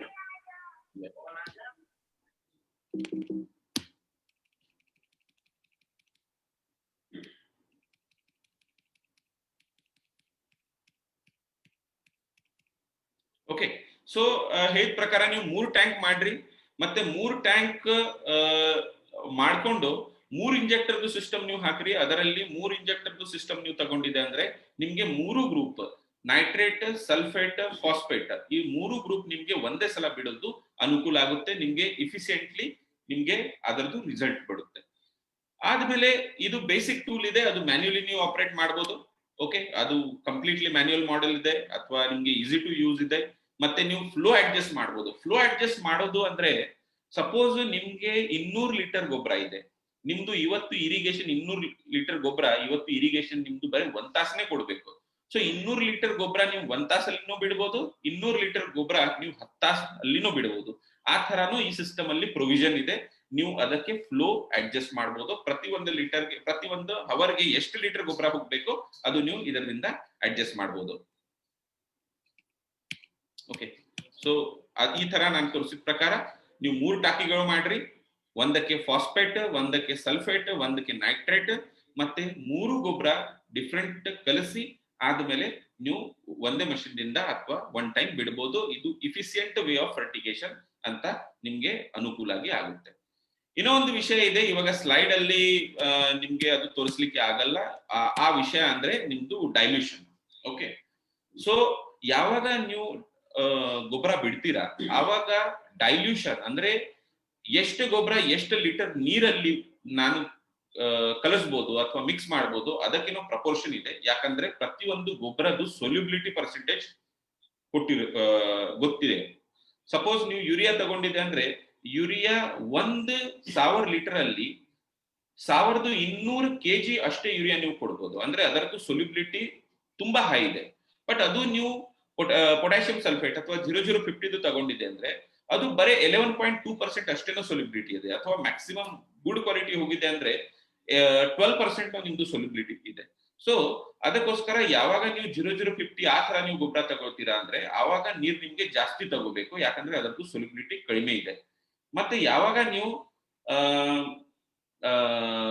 Highly soluble ಗೊಬ್ಬರ use ಮಾಡ್ತೀರಾ ಆವಾಗ ನೀವು ನೀರ್ ಕಡಿಮೆ ತಗೊಂಡಿದೆ ಅಂದ್ರೆ ನಡೆಯುತ್ತೆ. ಸೊ ಇವಾಗ ನಾನು ಪ್ರೆಸೆಂಟೇಶನ್ ಕನ್ಕ್ಲೂಡ್ ಮಾಡ್ತೀನಿ ಸರ್, ಬಿಕಾಸ್ ಆಲ್ಮೋಸ್ಟ್ 1 hour ಆಗಿದೆ. ಮತ್ತೆ ಸ್ವಲ್ಪ ಇಂಟರಾಕ್ಷನ್ ಮತ್ತೆ ಕ್ವಶನ್ ಆನ್ಸರ್ ಬೇಕು. ನನ್ಗೇನೋ ಸ್ವಲ್ಪ ಕ್ವಶನ್ ಇದೆ, ಅದನ್ನು ನಾನು ಫ್ರೀಕ್ವೆಂಟ್ಲಿ ಆಸ್ಕ್ ಕ್ವಶನ್ ಇದೆ, ಅದನ್ನು ನಾನು ಹೇಳ್ತೀನಿ. ಸೊ ಈ ಪೂರ್ತಿ ಪ್ರೆಸೆಂಟೇಶನ್ ಅಲ್ಲಿ ನಾವು ತಿಳ್ಕೊಂಡಿರೋದು ಫಸ್ಟ್ ಮಾತು, ಫರ್ಟಿಗೇಷನ್ ಅಂದ್ರೆ ಬರೀ 5 ನಿಮಿಷ ಅಲ್ಲಿ ಗೊಬ್ಬರ ಹಾಕುದಂದ್ರೆ ಫರ್ಟಿಗೇಷನ್ ಅನ್ನಲ್ಲ. ನೀರಿಂದು ಪ್ರತಿ ಒಂದು ಡ್ರಾಪ್ ಅಲ್ಲಿ ಫರ್ಟಿಲೈಸರ್ ಹೋಗ್ಬೇಕು, ಅದು ಒಂದು very important thing. Second thing ನಾವು ನೋಡಿರೋದು ನಮ್ಮ ಪ್ರೆಸೆಂಟೇಶನ್ ಅಲ್ಲಿ, ಅದು ಯಾವಾಗ ನೀವು ಫರ್ಟಿಲೈಸರ್ ಅಪ್ಲೈ ಮಾಡ್ತೀವಿ ಫರ್ಟಿಲೈಸರ್ ಅಪ್ಲಿಕೇಶನ್ ಸ್ಟ್ರಾಟಜಿಕ್ ಇರಬೇಕು. ಅದು ಇವತ್ತು ನನ್ಗೆ 0050 ಬೇಕು ಅಂದ್ರೆ 0050 ಕೊಡೋದು, ನಾಳೆ ನನ್ಗೆ ಫಾಸ್ಫರಸ್ ಬೇಕು ಅಂದ್ರೆ 0.34 ಕೊಡೋದು, ಆ ತರ ಇಲ್ಲ. ನಿಮ್ಗೆ ಪೂರ್ತಿ ಸೀಸನ್ ಪ್ಲಾನಿಂಗ್ ಸ್ಟಾರ್ಟಿಂಗ್ ಇಂದಾನು ಮಾಡಬೇಕು. ನಿಮ್ಗೆ ಟನೇಜ್ ಎಷ್ಟು ಬೇಕು, ಅದರ ಮೇಲೆ ನನ್ಗೆ ಎಷ್ಟು ಫರ್ಟಿಲೈಸರ್ ಕೊಡ್ಬೇಕು. ಮೂರನೇ ವಿಷಯ ನಾವು ಕೊಡಿದೀವಿ, ಎಷ್ಟು ಫರ್ಟಿಲೈಸರ್ ನಾವು ಕೊಡ್ಬೇಕು ಅದಕ್ಕೋಸ್ಕರ ನಮ್ಗೆ ನಮ್ದು ಸಾಯಿಲ್ ಅನಾಲಿಸಿಸ್ ರಿಪೋರ್ಟ್ ಇರ್ಲೇಬೇಕು. ಅದರಿಂದ ನಾವು ಫರ್ಟಿಗೇಷನ್ ಮಾಡ್ಲಿಕ್ಕೆ ಸಾಧ್ಯ ಇಲ್ಲ. ನೀವು ಏನು ಮಾಡ್ತಾ ಇರೋದು ಬರೀ ಅಂದಾಜ್ ಮೇಲೆ. ಸಪೋಸ್ ಯಾರು ಸುನಿಲ್ ಅವರು ಇದ್ದಾರೆ, ಸುನಿಲ್ ಅವ್ರಿಗೆ ಸಪೋಸ್ ಅವ್ರು 5 kg ಬಿಡ್ತಾ ಇದ್ದಾರೆ ಅಂದ್ರೆ ಅವ್ರ ಪಕ್ಕ ಇನ್ನೊಂದು ತೋಟ ಇದೆ ಖರೆ ಸಾಹೇಬ್ರಿಗೆ ಬಹುಶಃ 3 kg ಬೇಕಾಗುತ್ತೆ. ಬಟ್ ಅವರು ಸುನಿಲ್ ಅವರದ್ದು ನೋಡಿ 5 kg ಕೊಡ್ತಾ ಇದ್ದಾರೆ. ಓಕೆ, ಸೊ ನಿಮ್ದು ಸಾಯಿಲ್ ಅನಾಲಿಸಿಸ್ ರಿಪೋರ್ಟ್ ಇಲ್ಲ ಅಂದ್ರೆ ಫರ್ಟಿಗೇಷನ್ ಆಗ್ಲಿಕ್ಕೆ ಚಾನ್ಸೇ ಇಲ್ಲ. ನೆಕ್ಸ್ಟ್ ನಾನು ನೋಡಿದೀವಿ, ನೀವು ಯಾವಾಗ ಫರ್ಟಿಲೈಸರ್ ಕೊಡ್ತೀರಾ ಅದು ಎಲ್ಲಾ ಫರ್ಟಿಲೈಸರ್ ಎಲ್ಲಾ 30 ನ್ಯೂಟ್ರಿಯೆಂಟ್ಸ್ ಒಂದೇ ಸಲ ಕೊಡೋದು ಟ್ರೈ ಮಾಡ್ರಿ. ನೀವು ಇವತ್ತು ಕ್ಯಾಲ್ಸಿಯಂ ನೈಟ್ರೇಟ್ ಕೊಡೋದು, ನಾಳೆ ಪೊಟ್ಯಾಷಿಯಂ ನೈಟ್ರೇಟ್ ಕೊಡೋದು, ಆ ತರ ಪ್ರಕಾರ ಮಾಡ್ಬೇಡ್ರಿ. ನೀವು ಒಂದೇ ಸಲ ಏನ್ ನ್ಯೂಟ್ರಿಯೆಂಟ್ ಬೇಕೋ ಅದು ಸ್ಟ್ರಾಟಜಿಕಲಿ ಕ್ಯಾಲ್ಕುಲೇಟ್ ಮಾಡಿ ಒಂದೇ ಸಲ ಬಿಡೋದು ನೋಡ್ರಿ. ನೆಕ್ಸ್ಟ್ ಸಾಯಿಲ್ ಅನಾಲಿಸಿಸ್ ರಿಪೋರ್ಟ್ ಯಾವಾಗ ನೀವು ತಗೊಳ್ತೀರಾ, ಸಾಯಿಲ್ ಅನಾಲಿಸಿಸ್ ರಿಪೋರ್ಟ್ ಅಲ್ಲಿ ಫಸ್ಟ್ ನ್ಯೂಟ್ರಿಯೆಂಟ್ ಏನ್ ಕಡಿಮೆ ಇದೆ ಅದು ಜಾಸ್ತಿ ಇದೆ ಅದು ಎಲ್ಲ ನೋಡ್ಬೇಡ್ರಿ. ಫಸ್ಟ್ ನೀವು pH, EC ಮತ್ತೆ ಕ್ಯಾಲ್ಸಿಯಂ ಕಾರ್ಬೋನೇಟ್ ನೋಡ್ರಿ. ಯಾಕಂದ್ರೆ ಇದು 3 ವಿಷಯ ನಿಮ್ ದ್ರಾಕ್ಷಿಗೆ ತುಂಬಾ ಇಂಪಾರ್ಟೆಂಟ್. ಫಸ್ಟ್ ನೀವು pH ಕರೆಕ್ಷನ್ ಮೇಲೆ ನೋಡ್ರಿ, ಆದ್ಮೇಲೆ ನೀವು ನೀರಿಂದು ಪ್ರತಿ ಒಂದು ಡ್ರಾಪ್ ಅಲ್ಲಿ ಫರ್ಟಿಲೈಸರ್ ಬಿಡ್ತಾ ಇದ್ದೀರಾ ಅದು ನೋಡ್ರಿ. ಮತ್ತೆ ಕ್ಯಾಲ್ಸಿಯಂ ಕಾರ್ಬೋನೇಟ್ ಮ್ಯಾನೇಜ್ ಮಾಡ್ಲಿಕ್ಕೆ ನೀವು ಸಲ್ಫರ್ ಅಥವಾ ಸಲ್ಫ್ಯೂರಿಕ್ ಆಸಿಡ್ ಯೂಸ್ ಮಾಡ್ತಾ ಇದ್ದೀರಿ ಅದು ನೋಡ್ರಿ. ಆದ್ಮೇಲೆ ನೀವು ಮುಂದೆ ಹೋಗ್ರಿ. ಓಕೆ, ಸೊ ಮತ್ತೆ ಸೊಲ್ಯುಬಿಲಿಟಿ ಅಂತ ಒಂದು ಸೂಕ್ಷ್ಮ ವಿಷಯ ನಾವು ಇವತ್ತು ತಿಳ್ಕೊಂಡಿದ್ದೀವಿ. ಸೊ ಇನ್ನೋ ಯಾವ್ದು ಪ್ರಶ್ನೆ ಇದೆ ಅಂದ್ರೆ ನೀವು ಕೇಳ್ಬೋದು. I think I am done from my side. Okay, thank you. Question, ಯಾರಿಗೆ ಕ್ವಶನ್ ಅಟೆಂಡೀಸ್ ದಾಗ 2 ಹ್ಯಾಂಡ್ ರೈಸಸ್ ಅವ. ಪಾಂಡುರಂಗ ಅಂತ ಹೇಳಿ ಒಬ್ರು ಇದ್ದಾರ, ಅವ್ರಿಗೆ ಅಲೌ ಟು ಟಾಕ್ ಮಾಡೀನಿ. ಪಾಂಡುರಂಗ ಅವ್ರೆ, ನಿಮಗ್ ಮ್ಯೂಟ್ ಅನ್ಮ್ಯೂಟ್ ಬಟನ್ ಕೆಳಗ ವಿಸಿಬಲ್ ಇದ್ರೆ ಅನ್ಮ್ಯೂಟ್ ಮಾಡಿ ನಿಮ್ ಕ್ವೆಶನ್ ಕೇಳ್ಕೊರಿ.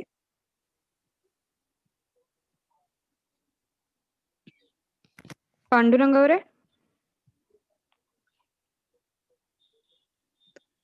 Sir, hello sir. ನಮಸ್ಕಾರ ಸರ್. ನಮಸ್ತೆ ಸರ್, ನಾ ಪಾಂಡುರಂಗ್ ಜಾಂಬ್ರೆ ಅಂತ. ಹೇಳಿ ಸರ್. Hello sir. ಈಗ sir sulphuric acid pH control ಮಾಡೋದಕ್ಕೆ ಅಷ್ಟೇ ಬಿಡ್ಬೇಕಾ ಸರ್, ಇಲ್ಲ ಸಲ್ಫರಿಕ್ ಬಿಡುದ್ರಿಂದ ಭೂಮಿಗೆ ಏನಾದ್ರು ತೊಂದರೆ ಐತೆ ಸರ್? ನೋಡ್ರಿ, ಇವಾಗ ಸಲ್ಫ್ಯೂರಿಕ್ ಆಸಿಡ್ ಜನರಲಿ ರೆಕಮೆಂಡೆಡ್ ಇಲ್ಲ. ಓಕೆ, ಸಲ್ಫ್ಯೂರಿಕ್ ಆಸಿಡ್ ಗಿಂತ ಸಲ್ಫರ್ ಯೂಸ್ ಮಾಡೋದು ತುಂಬಾ ಒಳ್ಳೇದು. ಸಲ್ಫರ್ ಯೂಸ್ ಮಾಡೋದು ಅಂದ್ರೆ ಅದರದ್ದು ಭೂಮಿದು pH ಮ್ಯಾನೇಜ್ ಮಾಡೋದು ಏನೋ ಪ್ರೊಸೆಸ್ ಇದೆ, ಅದು ಟೈಮ್ ತಗೊಳುತ್ತೆ. ಅದಕ್ಕೋಸ್ಕರ ಸಲ್ಫ್ಯೂರಿಕ್ ಆಸಿಡ್ ನಾವು ರೆಕಮೆಂಡ್ ಮಾಡ್ತೀವಿ. ಓಕೆ, ಅದರಿಂದ ತೊಂದರೆ ಯಾವುದು ಇಲ್ಲ. ಓಕೆ, ಯಾಕಂದ್ರೆ ಸಲ್ಫ್ಯೂರಿಕ್ ಆಸಿಡ್ pH ಮಾಡ್ಲಿಕ್ಕೆ ರೆಕಮೆಂಡ್ ಮಾಡಿರೋದು ಇವಾಗ 2013 ಡಾಕ್ಟರ್ ಜಗದೀಶ್ ಶರ್ಮಾ ಅವರೊಂದು ರಿಸರ್ಚ್ ಪೇಪರ್ ಇದೆ, NRC ಗ್ರೇಪ್ ದಿಂದನೂ ರಿಲೀಸ್ ಆಗಿದೆ. ಅದರಲ್ಲಿ ಸಪೋಸ್ ನಿಮ್ದು ಕ್ಯಾಲ್ಕೇರಿಯಸ್ ಸಾಯಿಲ್ ಇದೆ ಮತ್ತೆ ನಿಮ್ ಕ್ಯಾಲ್ಸಿಯಂ ಕಂಟೆಂಟ್ 7ರಿಂದ 8% ಇಂದ ಜಾಸ್ತಿ ಇದೆ ಅಂದ್ರೆ ನೀವು 3.5 pH ಮಾಡ್ಕೊಂಡು ಸಲ್ಫ್ಯೂರಿಕ್ ಆಸಿಡ್ ದಿಂದ 3.5 pH ಮಾಡ್ಕೊಂಡು ನೀರು ಬಿಡೋದು ಅವರು ರೆಕಮೆಂಡ್ ಮಾಡಿದ್ದಾರೆ. ಸೆಕೆಂಡ್ ಥಿಂಗ್, ಸಲ್ಫ್ಯೂರಿಕ್ ಆಸಿಡ್ ದಿಂದ ನೀವು pH ಕರೆಕ್ಷನ್ ಮಾಡಿದ್ಮೇಲೆ ನಿಮ್ದು ಕ್ಯಾಲ್ಸಿಯಂ ಕಂಟೆಂಟ್ ನು ಡಿಗ್ರೇಡ್ ಆಗುತ್ತೆ, ಕ್ಯಾಲ್ಸಿಯಂ ಕಾರ್ಬೋನೇಟ್ ಕಂಟೆಂಟ್ ನು ಡಿಗ್ರೇಡ್ ಆಗುತ್ತೆ. ಅದು ಒಂದು ಸೆಕೆಂಡರಿ ಬೆನಿಫಿಟ್ ಅದರದ್ದು ಆಗುತ್ತೆ. ಮತ್ತೆ ಇರೋದು ರಿಸರ್ಚ್ ಪೇಪರ್ ದಿಂದ ಲಾಸ್ಟ್ ರಿಸರ್ಚ್ ಪೇಪರ್ 2018 ಪ್ರಕಾಶಿತ ಆಗಿದೆ ಅಥವಾ ಅದು ಪಬ್ಲಿಷ್ ಆಗಿದೆ. ಆ ರಿಸರ್ಚ್ ಪೇಪರ್ ಅಲ್ಲಿನೂ ಹೇಳಿದ್ದಾರೆ ಈ 3 ವರ್ಷ ಕಂಟಿನ್ಯೂಸ್ ಸಲ್ಫ್ಯೂರಿಕ್ ಆಸಿಡ್ ನೀವು 5.5 pH ದಿಂದ ನೀರು ಬಿಟ್ಟಿದೆ ಅಂದ್ರೆ ನಿಮ್ ಭೂಮಿದು pH ಅಥವಾ ನಿಮ್ ಕ್ರಾಪ್ ಅಲ್ಲಿ ಏನೋ ಪ್ರಾಬ್ಲಮ್ ಅಥವಾ ಭೂಮಿಗೆ ಏನೋ ಪ್ರಾಬ್ಲಮ್ ಆಗುದು ಅಂತ ಆ ತರ ರಿಸಲ್ಟ್ಸ್ ಏನು ಬಂದಿಲ್ಲ. ಅದಕ್ಕೋಸ್ಕರ ಇವಾಗ ಸ್ಟ್ಯಾಂಡರ್ಡೈಸ್ ಆಗಿ ನೀವು ರೆಕಮೆಂಡ್ ನೀವು ಸಲ್ಫ್ಯೂರಿಕ್ ಆಸಿಡ್ ಯೂಸ್ ಮಾಡಬಹುದು. ಬಟ್ ಅದು ಬಿಡ್ಲಿಕ್ಕೋಸ್ಕರ ನಿಮ್ಮ ಹತ್ರ ಪ್ರಾಪರ್ pH ಮ್ಯಾನೇಜ್ಮೆಂಟ್ ಸಿಸ್ಟಮ್ ಇರಬೇಕು. ಆಟೋಮ್ಯಾಟಿಕ್ pH ಡೋಸಿಂಗ್ ಸಿಸ್ಟಮ್ ಸಿಗುತ್ತೆ, ಅದು ಯೂಸ್ ಮಾಡಿದ ಮೇಲೆನೂ ನಿಮ್ಗೆ ಆ ಬೆನಿಫಿಷಿಯಲ್ ರಿಸಲ್ಟ್ ಸಿಗುತ್ತೆ. ಸಪೋಸ್ ನೀವು ಇವತ್ತು 10 ಲೀಟರ್ ಬಿಟ್ಟಿದ್ರ, ನಾಳೆ 20 ಲೀಟರ್ ಬಿಟ್ಟಿದ್ದ ಅಂದ್ರೆ ಅಂದಾಜ್ ಮೇಲೆ ಅದು ಬಿಟ್ಟಿದೆ ಅಂದ್ರೆ ಡೆಫಿನೆಟ್ಲಿ ಸಲ್ಫ್ಯೂರಿಕ್ ಆಸಿಡ್ ನಿಮ್ ಗಿಡಕ್ಕೆ ತೊಂದರೆ ಮಾಡುತ್ತೆ ಸರ್. ಆಯ್ತು ಸರ್, ಆಯ್ತು, ಥ್ಯಾಂಕ್ ಯು ಸರ್. ಸರ್ ಈಗ ನಾವು ಈ ಫರ್ಟಿಲೈಸರ್ ಬಿಡ್ತೀವಲ್ಲ ಸರ್. Hello sir. ಹೇಳ್ತಾ ಇದ್ದೀನಿ, ಹೇಳಿ ಸರ್. ಸರ್ ಅದು ಫರ್ಟಿಲೈಸರ್ ಎಷ್ಟು ಕೆಜಿಗೆ ಇಷ್ಟೇ ನೀರ್ ಅಂತ ಏನಿದೆ ಸರ್? ಇಲ್ಲ 500 ಲೀಟರ್ ಒಳಗ 20 kg ತರ ತಕ್ಕ ಆದ್ರೂ ನಾವು ಕಲಿಸಬಹುದು ಸರ್ ಅದಕ್ಕೆ? ನೋಡ್ರಿ, ಇವಾಗ ಸೊಲ್ಯುಬಿಲಿಟಿ ಚಾರ್ಟ್ ಇದೆ. ಓಕೆ, ಪ್ರತಿಯೊಂದು ಫರ್ಟಿಲೈಸರ್ 25 ಡಿಗ್ರಿ ಅಲ್ಲಿ ಎಷ್ಟು ಲೀಟರ್ ನೀರಲ್ಲಿ ಕಲಸಬಹುದು ಅಂತ ಅದರದ್ದು ಚಾರ್ಟ್ ನಿಮ್ಗೆ ಗೂಗಲ್ ಅಲ್ಲಿ ಸಿಗುತ್ತೆ. ಓಕೆ, ಇವಾಗ ನೀವು ತಿಳ್ಕೊರಿ 0050 ಅಥವಾ ಪೊಟ್ಯಾಷಿಯಂ ಸಲ್ಫೇಟ್ ಅಥವಾ SOP ತರ ಖತ್ ಇದೆ ಅಂದ್ರೆ ಅದಕ್ಕೆ ನೀವು ಕಲಸಬೇಕು ಅಂದ್ರೆ 1 kg ಖತ್ಗೆ 10 ಲೀಟರ್ ನೀರ್ ಬೇಕು. 1 kg ಖತ್ತಿಗೆ 10 ಲೀಟರ್ ನೀರ್ ಸರ್? 10 ಲೀಟರ್ ನೀರ್ ಬೇಕು. ಓಕೆ, ಅಂದಾಜ್ ಮೇಲೆ ಹೇಳ್ತಾ ಇದ್ದೀನಿ. ಓಕೆ, ಬೇರೆ ಎಲ್ಲಾ ಖತ್ ಇದೆ ಅದಕ್ಕಿಂತ ಕಡಿಮೆ ಇದೆ. ಸೊ ಸಪೋಸ್ ನಿಮ್ಗೆ 1 kg ಖತ್ ಮಿಕ್ಸ್ ಮಾಡ್ಬೇಕು ಅಂದ್ರೆ ಅಂದಾಜ್ ಮೇಲೆ ನೀವು 1 kgಗೆ 10 ಲೀಟರ್ ನೀರು ಆ ತರ ಪ್ರಪೋರ್ಷನ್ ಇಟ್ಕೊಳ್ಳಿ. ಸಪೋಸ್ 5 kg ಇದೆ ಅಂದ್ರೆ 50 ಲೀಟರ್, 10 kg ಇದೆ ಅಂದ್ರೆ 100 ಲೀಟರ್, 20 kg ಇದೆ ಅಂದ್ರೆ 200 ಲೀಟರ್. ಅಜಿತ್ ಅವ್ರ ಮೊದ್ಲೇ ಅವ್ರಿಗೆ ಕೇಳ್ರಿ, ಅವ್ರು ಟೇಸ್ಟ್ ಮಾಡಿದಾರೆ, ಸಾಯಿಲ್ ಟೇಸ್ಟ್ ಮಾಡಿದಾರ ಅವರು? ಸರ್ ಐತ್ ಸರ್, ನನ್ನ ಹತ್ರ ಐತ್ ಸರ್, ರಿಪೋರ್ಟ್ ಇದೆ ಸರ್, ಸಾಯಿಲ್ ಟೆಸ್ಟ್ ರಿಪೋರ್ಟ್ ಇದೆ ಸರ್. ಆದ್ರೆ ಸಲ್ಫರಿಕ್ ಯೂಸ್ ಮಾಡುವಂತ ಸಿಸ್ಟಮ್ ಇಲ್ಲ ಸರ್ ನಮ್ಮ ಹತ್ರ. ಅದು ನಮ್ಮ ಹತ್ರ ಇದೆ ಸರ್, ನೀವು ಫೋನ್ ಮಾಡಬಹುದು. ಇಲ್ಲಿ ನಾವ್ ಮಾಡ್ಕೋತೀವಿ ಸರ್. ನಮ್ದ ಹೊಳಿದ ಐತ್ರಿ ಸರ್, ಇಲ್ಲ ಹೊಳಿ ನೀರ್ ಇರೋದ್ರಿಂದ ನಾವು ಪೇಸ್ ಬರೋಬ್ರಿ ಇದೆ ಸರ್. ಏನೋ ಹೊಳಿ ನೀರ್ ಕಮ್ಮಿ ಆದಾಗ, ಈಗ ಮಳೆಗಾಲದಾಗ ಅದನ್ನು ಹೊಳಿ ನೀರ್ ಬರೋದು ಒಂದ್ ಸ್ವಲ್ಪ ಕಷ್ಟ ಆಗತ್ರಿ, ಆಗ ಬಾವಿ ನೀರ್ ಬಿಡ್ತಿದೀವಿ ಸರ್. ಪಾಂಡುರಂಗ್ ನಮಸ್ತೆ ಸರ್. ಇಲ್ಲ, ನಿಮ್ ಮಣ್ಣ ಒಳಗ ಕ್ಯಾಲ್ಸಿಯಂ ಎಷ್ಟದ ಮೊದ್ಲೇ ಅದು ಹೇಳ್ರಿ. ನಿಮ್ದು ನೀರ್ ಹೆಂಗಿರ್ಲಿ, ನಿಮ್ದು ಕ್ಯಾಲ್ಸಿಯಂ ಎಷ್ಟದ? ಕ್ಯಾಲ್ಸಿಯಂ ನಾನ್ ಹತ್ತಕ್ಕೆ ಈಗ ರಿಪೋರ್ಟ್ ಇಲ್ಲ ಸರ್, ಮನ್ಯಾಗ ಐತ್ ಸರ್, ಅದನ್ನ ನೋಡಿ ಹೇಳ್ತೀನಿ ಸರ್ ನಿಮಗೆ. ಪ್ರೈವೇಟ್ ಸರ್, ಇದನ್ನ ಡೈರೆಕ್ಟ್ ನಂಬರ್ ಮಾತಾಡ್ತೀನಿ ಸರ್. ಏನಂದ್ರೆ ಏನಾಗಿದೆ, ಇವ್ರು ಜಂಗಮ್ ಇದ್ದಾರ, ಇವ್ರು ಹೇಳ್ತಾರ, ನೀವು ಕೇಳ್ತೀರಿ. ಸರ್ ಹಂಗಾಗಿ ತಿಳ್ಕೋತ ಇದನ್ನ ಮಾಡ್ದೈತಿ ಸರ್. ಹಂಗ ನೆಕ್ಸ್ಟ್ ಯಾರು ಇದ್ದಾರ? ನೆಕ್ಸ್ಟ್ ಸಂಜೀವ್ ಅವ್ರಂತಿದ್ದಾರೆ.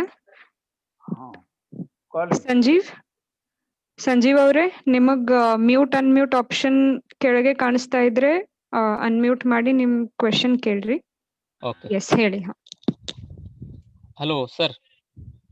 ನಮಸ್ಕಾರ ಸರ್, ಸಂಜೀವ್ ಅವರೇ. ಸರ್ ಈಗ ನಾನು ಸಾಯಿಲ್ ಟೆಸ್ಟ್ ಮಾಡಿಸಿಲ್ಲ, ಬಟ್ ಲೀಫ್ ಟೆಸ್ಟ್ ಮಾಡಿಸಿದೀನಿ ಸರ್. ಓಕೆ, ಅದರ ಪ್ರಕಾರ ಫರ್ಟಿಗೇಷನ್ ಮಾಡಕ್ ಆಗುತ್ತಾ? ಇಲ್ಲ ನೋಡ್ರಿ, ಇವಾಗ ನೀವು ಸಾಯಿಲ್ ಅನಾಲಿಸಿಸ್ ಮಾಡಿದ್ಮೇಲೆ ನಿಮ್ಗೆ ಎಷ್ಟು ಗೊಬ್ಬರ ಕೊಡ್ಬೇಕು ಅಂತ ಗೊತ್ತಾಗುತ್ತೆ. ಮತ್ತೆ ನೀವು ಎಷ್ಟು ಗೊಬ್ಬರ ಕೊಟ್ಟಿದ್ರ ಅದು ಗಿಡ ಅಲ್ಲಿ ಎಷ್ಟು ಹೋಗಿದೆ ಅದು ಚೆಕ್ ಮಾಡ್ಲಿಕ್ಕೆ ನಿಮ್ದು ಲಿಫ್ಟ್ ಟೆಸ್ಟ್ ಇದೆ. Okay okay sir. ಸೊ ಎಷ್ಟು ಕೊಡುದು ಫಸ್ಟ್ ಗೊತ್ತಾಗ್ಬೇಕು. ಆದ್ಮೇಲೆ ಕೊಟ್ಟಿದ್ಮೇಲೆ ಅದು ಎಷ್ಟು ಗಿಡಕ್ಕೆ ಹೋಗಿದೆ, ಅದು ನಾವು ಕೊಟ್ಟಿರೋದು ಪೂರ್ತಿ ಗಿಡಕ್ಕೆ ಹೋಗಿದೆ ಇಲ್ಲ, ಅದು ಕ್ರಾಸ್ ಚೆಕ್ ಮಾಡ್ಲಿಕ್ಕೆ ನಿಮ್ದು ಲೀಫ್ ಟೆಸ್ಟ್ ಇದೆ. Okay, so first soil report important ಇದೆ.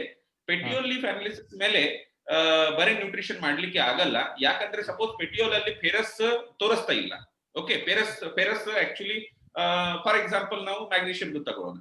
ಮ್ಯಾಗ್ನೀಷಿಯಂ ಜನರಲಿ ಗ್ರೇಪ್ ಕ್ರಾಪ್ ಅಲ್ಲಿ ಫ್ರೂಟಿಂಗ್ ಸ್ಟೇಜ್ ಇರಲಿ ಅಥವಾ ಲೋಡ್ ಸ್ಟೇಜ್ ಇರಲಿ, ಆವಾಗ ಮ್ಯಾಗ್ನೀಷಿಯಂ ಕಂಟೆಂಟ್ ಐಡಿಯಲಿ ನಿಮ್ಗೆ 0.65 to 0.80% ತನಕ ಬೇಕಾಗುತ್ತೆ. ಇವಾಗ ನಿಮ್ಗೆ ತೋರಿಸ್ತಾ ಇದೆ ಮ್ಯಾಗ್ನೀಷಿಯಂ ಕಂಟೆಂಟ್ ಬರೀ 0.5%. ಸೊ ಅವಾಗ ಮ್ಯಾಗ್ನೀಷಿಯಂ ಕೊಡ್ಬೇಕು ಇಲ್ಲ, ನಮ್ಗೆ ಫಸ್ಟ್ ಗೊತ್ತಾಗ್ಬೇಕು. ಸಪೋಸ್ ಭೂಮಿಯಲ್ಲಿ ಮ್ಯಾಗ್ನೀಷಿಯಂ ಇದೆ ಅಂದ್ರೆ ನಾನು ಏನಕ್ಕೆ ಕೊಡೋದು, ಯಾಕೆ ಕೊಡೋದು? So first soil analysis report ಬೇಕು ನನಗೆ. ಸಪೋಸ್ ನಿಮ್ ಸಾಯಿಲ್ ಅಲ್ಲಿ ಮ್ಯಾಗ್ನೀಷಿಯಂ ತುಂಬಾ ಇದೆ ಬಟ್ ನಿಮ್ pH ಸರಿ ಇಲ್ಲ, ಅವಾಗ ಏನಾಗುತ್ತೆ, ಮ್ಯಾಗ್ನೀಷಿಯಂ ಸಾಯಿಲ್ ಅಲ್ಲಿ ತುಂಬಾ ಇದೆ ಬಟ್ ನಿಮ್ ಮೇಲೆ ಪೆಟಿಯೋಲ್ ಅಲ್ಲಿ ಏನೋ ನಿಮ್ಗೆ ಕಾಣಲ್ಲ. ಸೊ ಅದಕ್ಕೆ ಫಸ್ಟ್ ಸಾಯಿಲ್ ರಿಪೋರ್ಟೇ ಬೇಕು, ಆದ್ಮೇಲೆ ಪೆಟಿಯೋಲ್ ಬರುತ್ತೆ.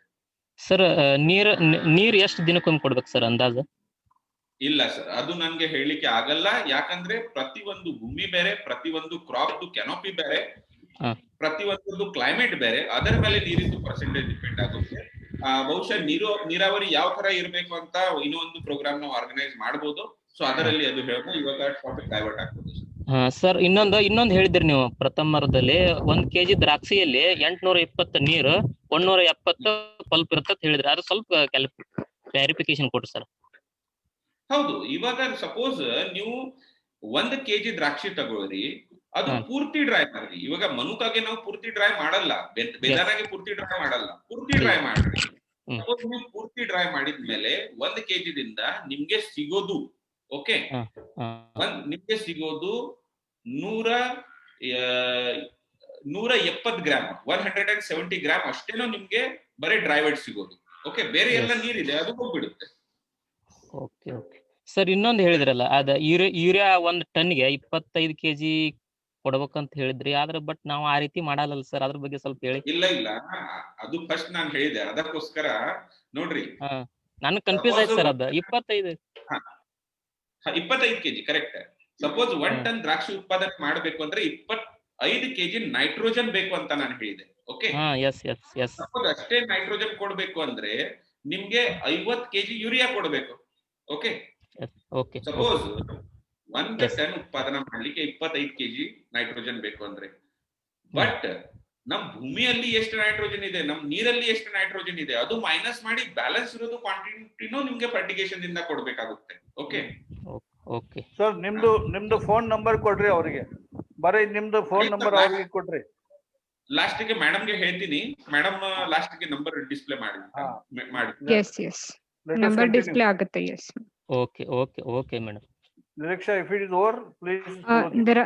There are 2 more people. Lakshman ಅಂತ ಒಬ್ರು ಇದ್ದಾರೆ. ಲಕ್ಷ್ಮಣ್ ಅವರೇ, ನಿಮಗ್ ಅಲೌ ಟು ಟಾಕ್ ಮಾಡಿದೀನಿ. ಅನ್ಮ್ಯೂಟ್ ಮಾಡಿ ನಿಮ್ ಕ್ವೆಶನ್ ಕೇಳ್ರಿ. ಕೆಳಗೆ ಮ್ಯೂಟ್ ಅನ್ಮ್ಯೂಟ್ ಬಟನ್ ಇರುತ್ತೆ ಸ್ಕ್ರೀನ್ ಮೇಲೆ, ಅನ್ಮ್ಯೂಟ್ ಮಾಡಿ ಕ್ವೆಶನ್ ಕೇಳ್ರಿ. ಓಕೆ, ನೆಕ್ಸ್ಟ್ ಶ್ರೀ ಅವರು ಇದ್ದಾರೆ.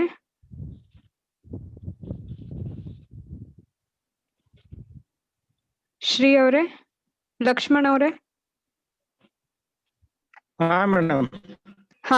ಲಕ್ಷ್ಮಣ್ ಅವರೇ, ನಿಮ್ ಕ್ವೆಶನ್ ಕೇಳಿ. ನಮಸ್ಕಾರ ಸರ್. ಇದು ವೆಬಿನಾರ್ ಎಲ್ಲ ಚೆನ್ನಾಗಿ ಮುಡಿ ಬಂದಿದೆ ಸರ್, ಥ್ಯಾಂಕ್ ಯು. ಮತ್ತೆ ನಮ್ದು 2 ಎಕರೆ ಕಪ್ ಎರಿ ಭೂಮಿ ಇದೆ ಸರ್. ನಮ್ದು 2 ಎಕರೆ ಏನಿದೆ? ಕಪ್ಪು ಎರಿ ಭೂಮಿ ಇದೆ ರೀ, ಬ್ಲ್ಯಾಕ್ ಸಾಯಿಲ್.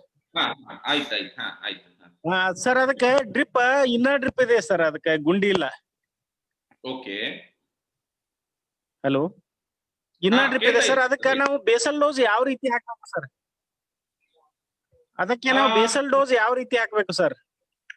ನೋಡ್ರಿ ಸರ್, ಇವಾಗ ಫರ್ಟಿಗೇಷನ್ ಅಲ್ಲಿ ಬೇಸಲ್ ಡೋಸ್ ಹಾಕಬಾರದು ಅಂತ ಸ್ಟ್ರೇಟ್ ರೆಕಮೆಂಡೇಶನ್ ಇದೆ. ಓಕೆ, ಸರ್, ಫರ್ಟಿಗೇಷನ್ ಯಾವಾಗ ಮಾಡ್ತೀರಾ ಅವಾಗ ಬೇಸಲ್ ಡೋಸ್ ಹಾಕಬಾರದು ಅಂತ ಸ್ಟ್ಯಾಂಡರ್ಡ್ ಟೆಕ್ಸ್ಟ್ ಬುಕ್ ರೆಕಮೆಂಡೇಶನ್ ಇದೆ.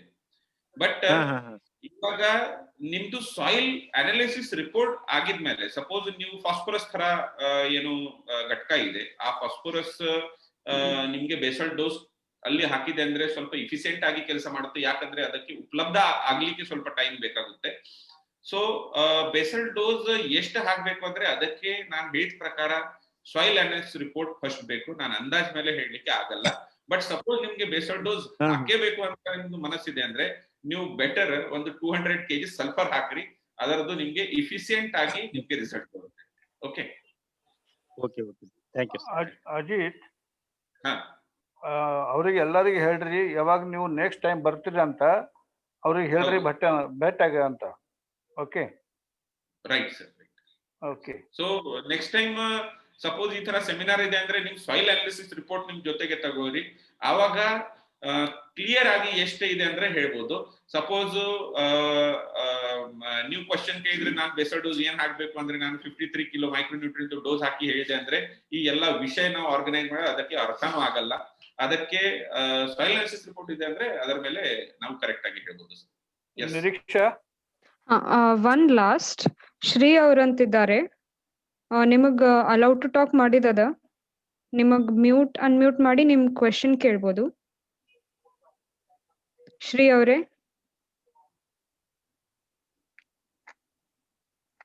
Okay just leave it. Okay, ಆಗ್ತಾ ಇಲ್ಲ. Okay sir, you can Veeresh request Bhimsen Kokre ಅವರ ಸರ್ ಆಭಾರ್ ಪ್ರದರ್ಶನ ಮಾಡ್ರಿ ಸರ್.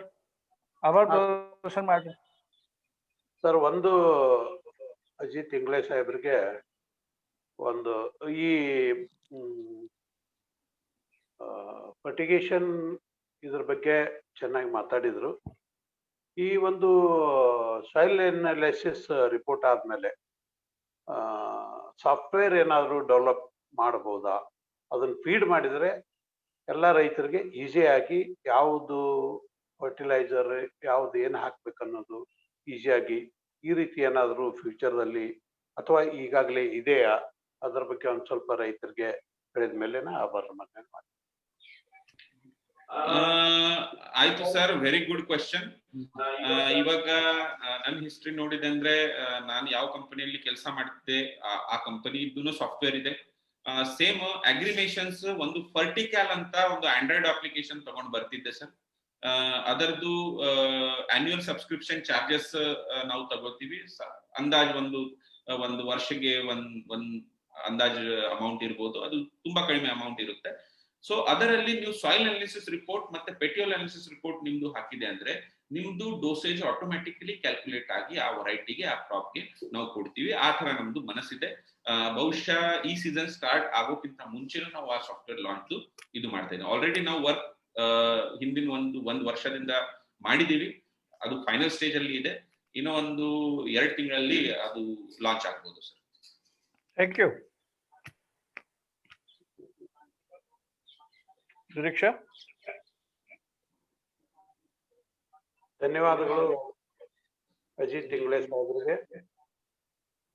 ಈ ಸವಿಸ್ತಾರವಾಗಿ ಗೊಬ್ಬರಗಳ ನಿರ್ವಹಣೆ ಯಾವ ರೀತಿ ಮಾಡಬೇಕು, ಮತ್ತೆ ನಮ್ಮಲ್ಲಿ ಯಾವ ರೀತಿ ಮಣ್ಣು ಇದೆ, ದ್ರಾಕ್ಷಿ ಯಾವುದೇ ಕ್ರಾಪ್, ದ್ರಾಕ್ಷಿ ಇರಲಿ, ದಾಳಂಬ್ರಿ ಇರಲಿ, ಲಿಂಬೆ ಇರಲಿ,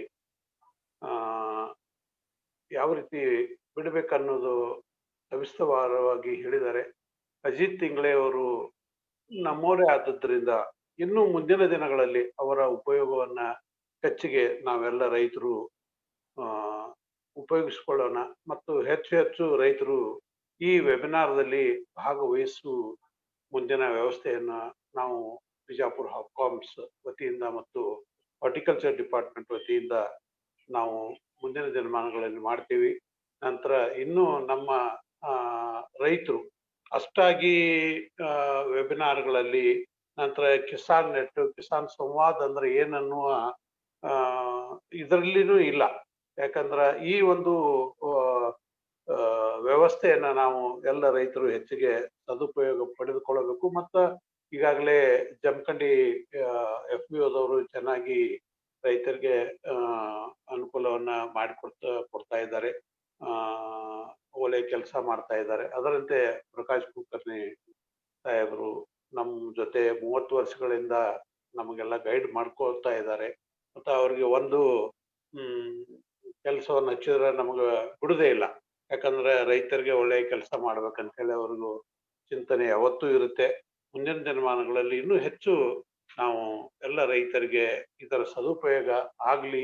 ನಂತರ ಅಜಿತ್ ಇಂಗ್ಲೇಶ್ ಅವರಿಗೆ ನಮ್ಮ ಕರ್ನಾಟಕ ಹಾಗೂ ಸುತ್ತಮುತ್ತಲಿನ ಮಹಾರಾಷ್ಟ್ರದ ರೈತರು ಕೆಲವೊಂದು ಜನ ಇದ್ದಾರೆ, ಅವರೆಲ್ಲರ ವತಿಯಿಂದ ಧನ್ಯವಾದಗಳನ್ನ ಮತ್ತೊಮ್ಮೆ ಹೇಳ್ತೀನಿ. ನಂತರ ಇನ್ನು ನಮ್ಮ ಇಂಡಿ ತಾಲೂಕದಲ್ಲಿ ದಾಳಂಬ್ರಿ, ದ್ರಾಕ್ಷಿ, ಲಿಂಬೆ ಅದರ ಮೇಲಿದೆ. ಲಿಂಬೆ ಬೆಳೆಗಾರರಿಗೂ ಈ ಒಂದು ಹೆಚ್ಚಿನ ಮಹತ್ವವನ್ನ ನಾವು ತಿಳಿಸಿಕೊಡಬೇಕಾಗಿದೆ. ಮುಂದಿನ ದಿನಮಾನಗಳಲ್ಲಿ ಇನ್ನೂ ಅವರ ಉಪಯೋಗ ನಮ್ಮ ಕರ್ನಾಟಕ ರೈತರಿಗೆ, ಎಲ್ಲ ರೈತರಿಗೆ ಆಗ್ಲಿ ಅಂತ ಹೇಳಿ ನಾನು ಮತ್ತೊಮ್ಮೆ ಧನ್ಯವಾದಗಳನ್ನು ಹೇಳ್ತೇನೆ. Thank you sir. ಒಂದ್ ಸಣ್ಣ ಸೂಚನೆ, ಈ ವೆಬಿನಾರ್ ಫೇಸ್ಬುಕ್ ಮತ್ತೆ ಯೂಟ್ಯೂಬ್ದಾಗ ಕಿಸಾನ್ ಪೇಜ್ ನಲ್ಲಿ ನಾವು ಅಪ್ಲೋಡ್ ಮಾಡ್ತಾ ಇದ್ದೀವಿ. ಸೊ ನಿಮಗ್ ಇದ್ ಮತ್ತೆ ನೋಡ್ಬೇಕಂತಿದ್ರೆ ಅಥವಾ ನಿಮ್ ಫ್ರೆಂಡ್ಸಿಗೆ ಯಾರಿಗಾರ ರೆಫರ್ ಮಾಡ್ಬೇಕಂತಿದ್ರೆ ನೀವು ಇದನ್ನ ಮತ್ತೆ ಫೇಸ್ಬುಕ್ ಮತ್ತೆ ಯೂಟ್ಯೂಬ್ ದಲ್ಲಿ ನೋಡ್ಬೋದು. Thank you.